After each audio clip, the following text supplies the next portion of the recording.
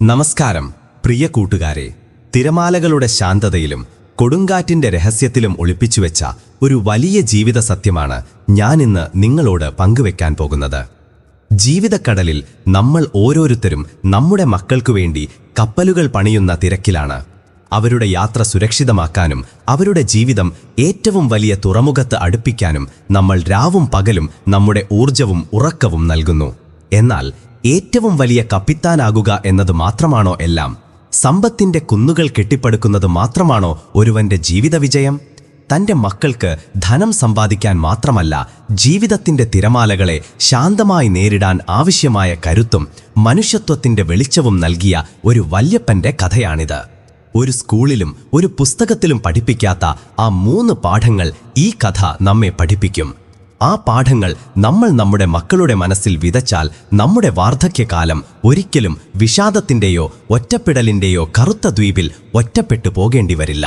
അതിനാൽ നമുക്ക് ഈ കഥയുടെ ഓരോ അടിയൊഴുക്കുകളും ശ്രദ്ധയോടെ കേട്ട് അതിന്റെ ആഴത്തിലുള്ള അർത്ഥം മനസ്സിലാക്കാം. ജീവിതത്തിന്റെ അവസാന തീരത്ത് ദുഃഖത്തിന്റെ കയ്പ് അനുഭവിക്കാതിരിക്കാൻ ഈ 3 കാര്യങ്ങൾ നമ്മുടെ കുട്ടികളെ തീർച്ചയായും പഠിപ്പിക്കുക. കൂട്ടുകാരെ, ഇത് നമ്മൾ ഓരോരുത്തർക്കും മനസ്സിലാക്കാവുന്നതും അംഗീകരിക്കാവുന്നതുമായ ഒരു സത്യമാണ്. എങ്കിലും ജീവിതത്തിന്റെ നെട്ടോട്ടത്തിൽ നമ്മുടെ സ്വന്തം കപ്പൽ വേഗത്തിൽ ഓടിക്കുന്ന തിരക്കിൽ നമ്മൾ ഈ സത്യം പ്രാവർത്തികമാക്കാൻ മറന്നുപോകുന്നു. നമ്മൾ കഷ്ടപ്പെടുന്നു, അധ്വാനിക്കുന്നു, കച്ചവടങ്ങൾ കെട്ടിപ്പടുക്കുന്നു, വലിയ വലിയ വീടുകൾ പണിയുന്നു. എന്തിന്? നമുക്കു വേണ്ടി. അതെ, കുറച്ചൊക്കെ നമുക്കു വേണ്ടിയും. എന്നാൽ നമ്മളെക്കാൾ കൂടുതൽ നമ്മുടെ പിന്തലമുറക്കു വേണ്ടിയാണ്, നമ്മുടെ കുഞ്ഞുങ്ങളുടെ ഭാവിക്കു വേണ്ടിയാണ് നമ്മൾ ജീവിക്കുന്നത്. നമ്മുടെ ഇന്നത്തെ കഷ്ടപ്പാടുകൾ നമ്മുടെ മക്കളുടെ നാളത്തെ സന്തോഷത്തിനായി ഒരു കൈമാറ്റം ചെയ്യുകയാണ് നമ്മൾ. നമ്മുടെ മക്കൾ ലോകത്തിലെ എല്ലാ സൗഭാഗ്യങ്ങളും കാണണമെന്ന് നമ്മൾ ആഗ്രഹിക്കുന്നു. ഒരുപക്ഷെ നമുക്ക് കൈവരിക്കാൻ കഴിയാതെ പോയ എല്ലാ നേട്ടങ്ങളും അവർക്ക് സ്വന്തമാകണം. നമ്മൾ അവരെ ഏറ്റവും മികച്ച സ്ഥാപനങ്ങളിൽ പഠിപ്പിക്കുന്നു. ഏറ്റവും വില കൂടിയ വസ്ത്രങ്ങളും കളിപ്പാട്ടങ്ങളും അവർക്ക് വാങ്ങിക്കൊടുക്കുന്നു. അവരുടെ എല്ലാ ചെറിയ വാശികളും നിറവേറ്റുന്നു.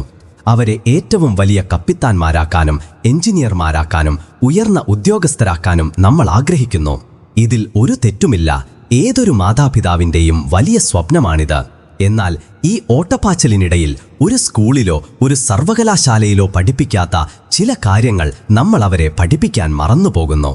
അവരെ വലിയ നിലയിലെത്തിക്കാനുള്ള ഈ വെമ്പലിൽ അവരെ നല്ല മനുഷ്യരാക്കാൻ നമ്മൾ മറന്നുപോകുന്നു. ഈ ചെറിയ മറവി, ഈ ശ്രദ്ധാക്കുറവാണ് നമ്മുടെ വാർദ്ധക്യത്തിലെ ഏറ്റവും വലിയ കണ്ണീരായി മാറുന്നത്. വാർദ്ധക്യം എന്നത് കൂട്ടുകാരെ ജീവിതക്കടലിന്റെ സായാഹ്നമാണ്. ശരീരം ക്ഷയിക്കാനും കപ്പലിന്റെ പായ്മരം ദുർബലമാകാനും തുടങ്ങുന്ന സമയം.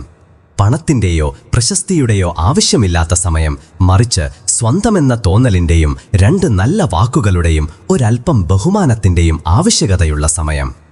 ആരെങ്കിലും അരികിൽ വന്നിരുന്ന് യാത്രയെക്കുറിച്ചും വിശേഷങ്ങളെക്കുറിച്ചും ചോദിച്ചറിയാൻ ആഗ്രഹിക്കുന്ന സമയം. ഒന്ന് ചിന്തിച്ചു നോക്കൂ, നിങ്ങളുടെ മക്കൾക്ക് നിങ്ങളെ ഏറ്റവും കൂടുതൽ ആവശ്യമുള്ള ആ വാർദ്ധക്യത്തിൽ അവർ നിങ്ങളുടെ അടുക്കലില്ലെങ്കിൽ നിങ്ങളുടെ അവസ്ഥ എന്തായിരിക്കും? നിങ്ങൾ കൈപിടിച്ച് കടൽ കാണിച്ച ആ മക്കൾ ഇന്ന് നിങ്ങളുടെ കൈകളിലെ വടിയാകാൻ വിസമ്മതിക്കുന്നു. അവരുടെ ഒരു ചിരിക്കുവേണ്ടി നിങ്ങളുടെ എല്ലാ സന്തോഷങ്ങളും ത്യജിച്ച ആ മക്കൾ ഇന്ന് നിങ്ങളുടെ കണ്ണുനീരിന് കാരണമാകുന്നു. ഈ കാഴ്ച വെറുമൊരു സങ്കല്പം മാത്രമല്ല, ഇന്നത്തെ സമൂഹത്തിലെ ഒരു കൈപ്പേറിയ യാഥാർത്ഥ്യമായി ഇത് മാറിക്കൊണ്ടിരിക്കുകയാണ്.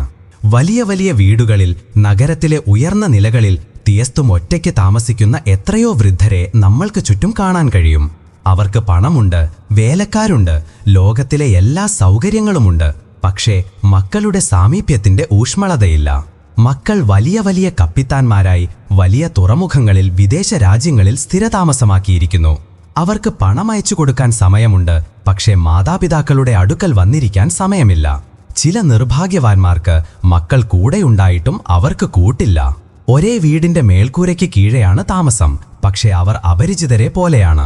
അച്ഛനമ്മമാർ ഒരു മൂലയിൽ ഒതുങ്ങിക്കൂടുന്നു. മക്കൾ അവരുടെ സ്വന്തം ലോകത്തിൽ മതിമറന്ന് ജീവിക്കുന്നു. അച്ഛനമ്മമാർ ഭക്ഷണം കഴിച്ചോ ഇല്ലയോ, അവരുടെ അസുഖം എങ്ങനെയുണ്ടെന്നോ അവർ അറിയുന്നേയില്ല. എന്തുകൊണ്ടാണ് ഇങ്ങനെ സംഭവിക്കുന്നത്? ആ മക്കൾ മോശക്കാരാണോ? അല്ല, ഒരുപക്ഷെ അല്ലായിരിക്കാം. തെറ്റാ കുട്ടികളുടേതല്ല, തെറ്റ് നമ്മുടെ വളർത്തലിലാണ്. നമ്മൾ അവർക്ക് എല്ലാം നൽകി, പക്ഷെ സംസ്കാരം നൽകിയില്ല. പണത്തിന്റെ മൂല്യം നമ്മൾ അവരെ പഠിപ്പിച്ചു, എന്നാൽ ബന്ധങ്ങളുടെ മൂല്യം പഠിപ്പിച്ചില്ല. വലുതാകുമ്പോൾ എന്തായി തീരണമെന്ന് നമ്മൾ അവരോട് പറഞ്ഞു. പക്ഷേ വലുതാകുമ്പോൾ എങ്ങനെയുള്ള മനുഷ്യനാകണമെന്ന് പറഞ്ഞുകൊടുത്തില്ല. നമ്മുടെ മക്കൾ വാർദ്ധക്യത്തിൽ നമ്മുടെ താങ്ങും തണലുമാകുമെന്ന ചിന്തയിൽ മാത്രമായിരുന്നു നമ്മുടെ ശ്രദ്ധ മുഴുവനും. പക്ഷേ താങ്ങും തണലുമാകാൻ വേണ്ട കരുത്ത് പണം കൊണ്ടല്ല, സംസ്കാരം കൊണ്ടാണ് വരുന്നതെന്ന് നമ്മൾ മറന്നുപോയി. ആ കരുത്ത് ഈ കഥയുടെ മൂലമായ ആ 3 കാര്യങ്ങളിൽ നിന്നാണ് വരുന്നത്. കൂട്ടുകാരെ, ആ 3 കാര്യങ്ങൾ അത്രയ്ക്ക് അമൂല്യമാണ്, അത്യാവശ്യമാണ്. അത് നിങ്ങളുടെ മക്കളുടെ ഹൃദയത്തിൽ, അവരുടെ ആത്മാവിൽ ഒരു മുദ്ര പോലെ പതിക്കണം. ഈ 3 രഹസ്യങ്ങൾ നിങ്ങൾ നിങ്ങളുടെ മക്കളെ കൃത്യസമയത്ത് പഠിപ്പിച്ചാൽ വിശ്വസിച്ചോളൂ, നിങ്ങളുടെ വാർദ്ധക്യം ഒരിക്കലും ദുരിതത്തിലായി പോകില്ല. ഈ 3 വിത്തുകൾ ഇന്ന് നിങ്ങളുടെ കുട്ടിയുടെ മനസ്സിൽ വിതച്ചാൽ വാർദ്ധക്യത്തിൽ നിങ്ങൾക്ക് തണലും ഫലങ്ങളും നൽകുന്ന ഒരു വലിയ മരം ലഭിക്കും. അതിന്റെ തണലിൽ നിങ്ങൾക്ക് നിങ്ങളുടെ ബാക്കി ജീവിതം ശാന്തിയോടും സന്തോഷത്തോടും ബഹുമാനത്തോടും കൂടി ചിലവഴിക്കാം. എന്നാൽ ഈ 3 കാര്യങ്ങൾ എന്താണ്? ലോകത്തിലെ ഒരു സ്കൂളും ഒരു സഭയും പഠിപ്പിക്കാത്ത കാര്യങ്ങളാണിവ. ഒരു പുസ്തകത്തിലും ലഭിക്കാത്ത അറിവാണിത്. ഒരച്ഛനമ്മയ്ക്ക് മാത്രമേ തന്റെ മക്കൾക്ക് നൽകാൻ കഴിയുന്ന പാഠങ്ങളാണിവ. ഒരു സാധാരണക്കാരനും ഒരു തിരിച്ചറിവുള്ള മനുഷ്യനും തമ്മിലുള്ള വ്യത്യാസം നിർണ്ണയിക്കുന്ന 3 കാര്യങ്ങളാണിവ. ഈ കാര്യങ്ങൾ അറിയാൻ നിങ്ങൾക്ക് ആകാംക്ഷയുണ്ടാകുന്നുണ്ടാകാം. ഞാൻ ഈ 3 കാര്യങ്ങൾ നിങ്ങൾക്ക് പറഞ്ഞുതരും, തീർച്ചയായും പറഞ്ഞുതരും. എന്നാൽ കൂട്ടുകാരെ, ഈ കാര്യങ്ങൾ അത്രയ്ക്ക് ആഴത്തിലുള്ളതാണ്. ഇവ വെറുതെ പറഞ്ഞാൽ മനസ്സിലാവില്ല. ഇത് അനുഭവിക്കാൻ, നിങ്ങളുടെ ആത്മാവിലേക്ക് എത്തിക്കാൻ ഞാൻ നിങ്ങൾക്ക് ഒരു കഥ പറഞ്ഞു തരണം. ഒരു കഥ. കഥകൾ കേവലം വിനോദത്തിന് വേണ്ടിയുള്ളതല്ല. വലിയ ഉപദേശങ്ങൾക്ക് പഠിപ്പിക്കാൻ കഴിയാത്ത കാര്യങ്ങൾ കഥകൾ നമ്മെ പഠിപ്പിക്കും. കഥാപാത്രങ്ങൾ നമ്മുടെ മനസ്സിൽ പതിയും. അവരുടെ സങ്കടം നമ്മുടെ സങ്കടമായി മാറും. അവരുടെ സന്തോഷം നമ്മുടെ സന്തോഷമായി മാറും. കഥ അവസാനിക്കുമ്പോൾ അത് പിന്നിൽ ഒരു വലിയ പാഠം അവശേഷിപ്പിക്കും. കൂട്ടുകാരെ, നിങ്ങൾക്കറിയാമല്ലോ, നമ്മുടെ പഴയകാല നിയമങ്ങൾ അനുസരിച്ച് ഏതൊരു കഥയും ഏതൊരു അറിവും പാതി വഴിയിൽ ഉപേക്ഷിക്കുന്നതും പാതി കേൾക്കുന്നതും ഒരു പാപമായി കണക്കാക്കുന്നു. എന്തുകൊണ്ട് പാപം? കാരണം കഥ ഒരു നിസ്സാര കാര്യമല്ല. ഒരു കഥ പറയുമ്പോൾ അതൊരു ജ്ഞാനത്തിന്റെ വഴി തുറക്കലാണ്. ആ വഴി പാതി വഴിയിൽ ഉപേക്ഷിക്കുന്നത് അതിനെ അപമാനിക്കുന്നതിന് തുല്യമാണ്. അറിവിനെ അപമാനിക്കുന്നത് വിദ്യയുടെ ദേവതയായ സരസ്വതി ദേവിയെ അപമാനിക്കുന്നതിന് തുല്യമാണ്. നമ്മൾ ഒരു കഥ തുടങ്ങുമ്പോൾ ഒരു പ്രതീക്ഷ നൽകുകയാണ്, ഒരു ആകാംക്ഷയുണ്ടാക്കുകയാണ്. ആ പ്രതീക്ഷ പാതി വഴിയിൽ തകർക്കുന്നത്, ആ വിശ്വാസത്തെ നഷ്ടപ്പെടുത്തുന്നത് ഒരുതരം തെറ്റല്ലേ? അതുകൊണ്ട് ഞാനിപ്പോൾ നിങ്ങൾക്ക് പറഞ്ഞു തരാൻ പോകുന്ന കഥ തുടങ്ങുന്നതിന് മുൻപ് നിങ്ങളോടൊരു വാക്കു വാങ്ങാൻ ഞാൻ ആഗ്രഹിക്കുന്നു. നിങ്ങൾ ഈ കഥ പൂർണ്ണമായും കേൾക്കണം, പാതി വഴിയിൽ ഉപേക്ഷിക്കരുത്.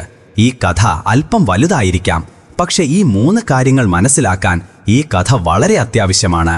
ഇത് കടൽ തീരത്തെ ഒരു ഗ്രാമത്തിന്റെ, ഒരു കുടുംബത്തിന്റെ, ആ കുടുംബത്തിൽ നടന്ന ചില സംഭവങ്ങളുടെ കഥയാണ്. ആ സംഭവങ്ങളാണ് ആരുടെ വാർദ്ധക്യം സന്തോഷത്തിൽ കഴിയുമെന്നും ആരുടേത് ദുഃഖത്തിൽ കഴിയുമെന്നും തീരുമാനിച്ചത്. ഈ കഥയിലെ ഓരോ വളവിലും, ഓരോ കഥാപാത്രത്തിന്റെ ഓരോ തീരുമാനത്തിലും ആ 3 കാര്യങ്ങൾ ഒളിഞ്ഞിരിപ്പുണ്ട്. അപ്പോൾ ഈ ജ്ഞാനത്തിന്റെ കപ്പലിൽ കയറാൻ നിങ്ങൾ തയ്യാറാണോ? നിങ്ങളുടെ വാർദ്ധക്യം ശാന്തമാക്കാൻ കഴിയുന്ന ആ 3 രഹസ്യങ്ങൾ ഒളിപ്പിച്ചുവെച്ച ആ പുരാതന കഥ കേൾക്കാൻ നിങ്ങൾ തയ്യാറാണോ? അതേയെങ്കിൽ നിങ്ങളുടെ മനസ്സിനെ പൂർണ്ണമായും ശാന്തമാക്കുക. നിങ്ങളുടെ എല്ലാ ചിന്തകളെയും എല്ലാ ജോലികളെയും കുറച്ചു നേരത്തേക്ക് മറക്കുക. നമുക്ക് ആ കടൽ തീരത്തേക്ക് പോകാം. അവിടെ ഈ കഥ നമ്മെ കാത്തിരിക്കുന്നു. നമുക്ക് ഈ കഥയുടെ ആരംഭത്തിലേക്ക് കടക്കാം. ഓർക്കുക, കഥ പൂർണ്ണമായും കേൾക്കണം. കൂട്ടുകാരെ, ഇത് നീലക്കടലിന്റെ തീരത്തുള്ള ഒരു ഗ്രാമത്തിന്റെ കഥയാണ്. ഗ്രാമത്തിന്റെ പേര് നീലക്കടൽ. പേര് സൂചിപ്പിക്കുന്നത് പോലെ തന്നെ ആഴമുള്ള സത്യസന്ധതയുടെയും പാരമ്പര്യങ്ങളുടെയും ഗ്രാമമായിരുന്നു അത്. ഗ്രാമത്തിന്റെ തീരത്ത് കടലിലേക്ക് ചൂണ്ടി നിൽക്കുന്ന ഒരു വലിയ വിളക്കുമാടമുണ്ടായിരുന്നു. അതിനടുത്തായി ഒരു പഴയ മുക്കുവന്റെ കോട്ടയും. ഗ്രാമവാസികൾ നിഷ്കളങ്കരായിരുന്നു. മീൻ പിടിച്ചും കപ്പലുകൾ പണിതും ഒത്തൊരുമിച്ച് ജീവിച്ചു. പരസ്പരം സുഖദുഃഖങ്ങളിൽ സഹായിച്ചു. ഈ നീലക്കടൽ ഗ്രാമത്തിൽ എല്ലാറ്റിനും മുകളിൽ തലയുയർത്തി നിന്നിരുന്ന വിറക് തടിയുടെയും ചകിരിനാരുകളുടെയും മണമുള്ള ഒരു വലിയ കപ്പൽശാലയുണ്ടായിരുന്നു. അത് ഗ്രാമത്തിലെ ഏറ്റവും അറിയപ്പെടുന്ന വ്യക്തിയായ വല്ലാർ ഗോപാലന്റേതായിരുന്നു. വല്ലാർ എന്നാൽ ജ്ഞാനിയായ കാരണവർ എന്നാണ് അർത്ഥം.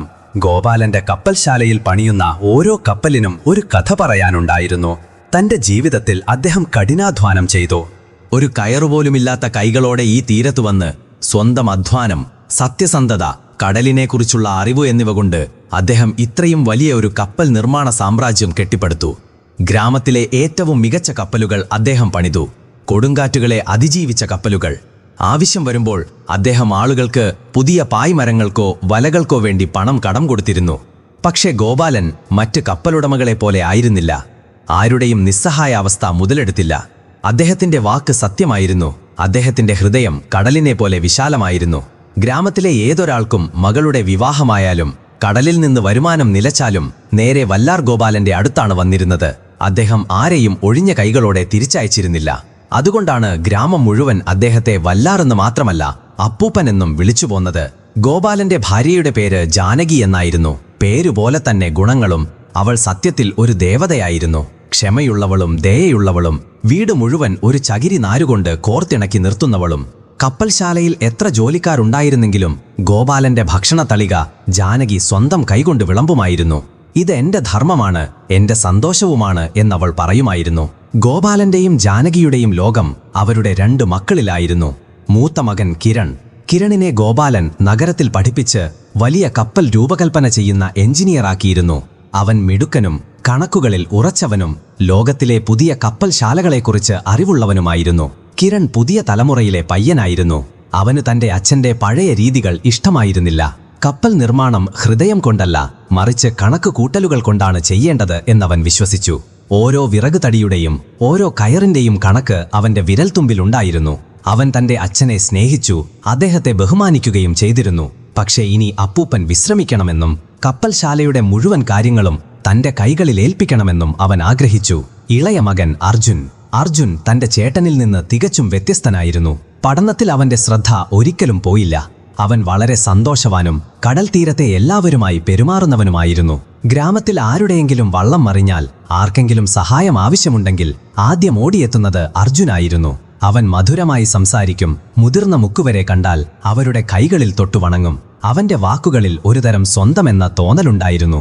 ഗോപാലന് അവന്റെ ഈ കാര്യങ്ങൾ ഇഷ്ടമായിരുന്നു. പക്ഷേ അവന്റെ ഒരു സ്വഭാവത്തിൽ അദ്ദേഹം വിഷമിച്ചിരുന്നു. അർജുന് ഉത്തരവാദിത്തം ഏറ്റെടുക്കാൻ ഇഷ്ടമായിരുന്നില്ല. അവൻ കപ്പൽശാലയുടെ കഠിനാധ്വാനമുള്ള ജോലികളിൽ നിന്ന് ഒഴിഞ്ഞുമാറി. അപ്പൂപ്പന്റെ ഇത്രയും വലിയൊരു കപ്പൽശാലയുള്ളപ്പോൾ, ചേട്ടൻ കിരൺ ഉള്ളപ്പോൾ താൻ എന്തിനാണ് വിഷമിക്കുന്നതെന്ന് അവന് തോന്നി. അവൻ സ്വന്തം ലോകത്ത് രസിച്ചു ജീവിക്കുകയായിരുന്നു. ഗോപാലൻ ഇപ്പോൾ വയസ്സായി. മുഖത്ത് ചുളിവുകൾ വ്യക്തമായി കാണാമായിരുന്നു. തന്റെ വിളക്കുമാടത്തിന് മുകളിലേക്ക് കയറാൻ പോലും അദ്ദേഹത്തിന് ഇപ്പോൾ പ്രയാസമായിരുന്നു. ജാനകിയുടെ കാഴ്ചയും മങ്ങി. അവർക്കിപ്പോൾ ഒരൊറ്റ ചിന്ത മാത്രമേ ഉണ്ടായിരുന്നുള്ളൂ: അവരുടെ വാർദ്ധക്യം. വാർദ്ധക്യത്തിൽ അവർക്ക് എന്ത് സംഭവിക്കുമെന്ന് അവർ ചിന്തിച്ചില്ല. അവർക്ക് ധനത്തിനോ സ്വത്തിനോ കുറവുണ്ടായിരുന്നില്ല. അവർ ചിന്തിച്ചത് തങ്ങൾ പോയതിനു ശേഷം തങ്ങളുടെ ഈ 2 മക്കൾക്ക് എന്ത് സംഭവിക്കുമെന്നാണ്. അവർ ചോരയും നീരും നൽകി സമ്പാദിച്ച ഈ കുടുംബം, ഈ കപ്പൽശാലയുടെ ബഹുമാനം, അത് നിലനിൽക്കുമോ? കിരണിന്റെ ബുദ്ധിയിൽ അദ്ദേഹത്തിന് അഭിമാനമുണ്ടായിരുന്നു. എന്നാൽ അവന്റെ കടുപ്പം നിറഞ്ഞ സ്വഭാവത്തെ ഭയന്നു. അർജുന്റെ മൃദുലത ഇഷ്ടമായിരുന്നു. എന്നാൽ അവന്റെ അശ്രദ്ധയിൽ അദ്ദേഹത്തിന് ആശങ്കയുണ്ടായിരുന്നു. ഒരു ദിവസം ഗോപാലൻ തന്റെ കപ്പൽശാലയുടെ കണക്കെഴുത്ത് മുറിയിൽ ഇരിക്കുകയായിരുന്നു. അപ്പോഴാണ് വേലു എന്നു പേരുള്ള ഒരു പാവപ്പെട്ട മുക്കുവൻ അദ്ദേഹത്തിന്റെ അടുത്തു വന്നത്. വേലുവിന്റെ വസ്ത്രങ്ങൾ കീറിപ്പറിഞ്ഞിരുന്നു. കണ്ണുകളിൽ കണ്ണുനീരുണ്ടായിരുന്നു. അവൻ അപ്പൂപ്പന്റെ കാൽക്കൽ വീണു. എന്തുപറ്റി വേലു? എന്തിനാണ് കരയുന്നത്? ഗോപാലൻ അവനെ എഴുന്നേൽപ്പിക്കാൻ ശ്രമിച്ചുകൊണ്ട് ചോദിച്ചു. വേലു കരഞ്ഞുകൊണ്ട് പറഞ്ഞു, അപ്പൂപ്പ, ഞാൻ തകർന്നുപോയി. എന്റെ വള്ളം, എന്റെ ഏക ആശ്രയം, ഇന്നലത്തെ കൊടുങ്കാറ്റിൽ മറിഞ്ഞുപോയി. വള്ളത്തിന്റെ കീഴ്മരം തകർന്നു. എന്റെ കയ്യിലുള്ളതെല്ലാം പോയി. എന്റെ മകളുടെ വിവാഹം അടുത്ത മാസം നിശ്ചയിച്ചിരിക്കുകയാണ്.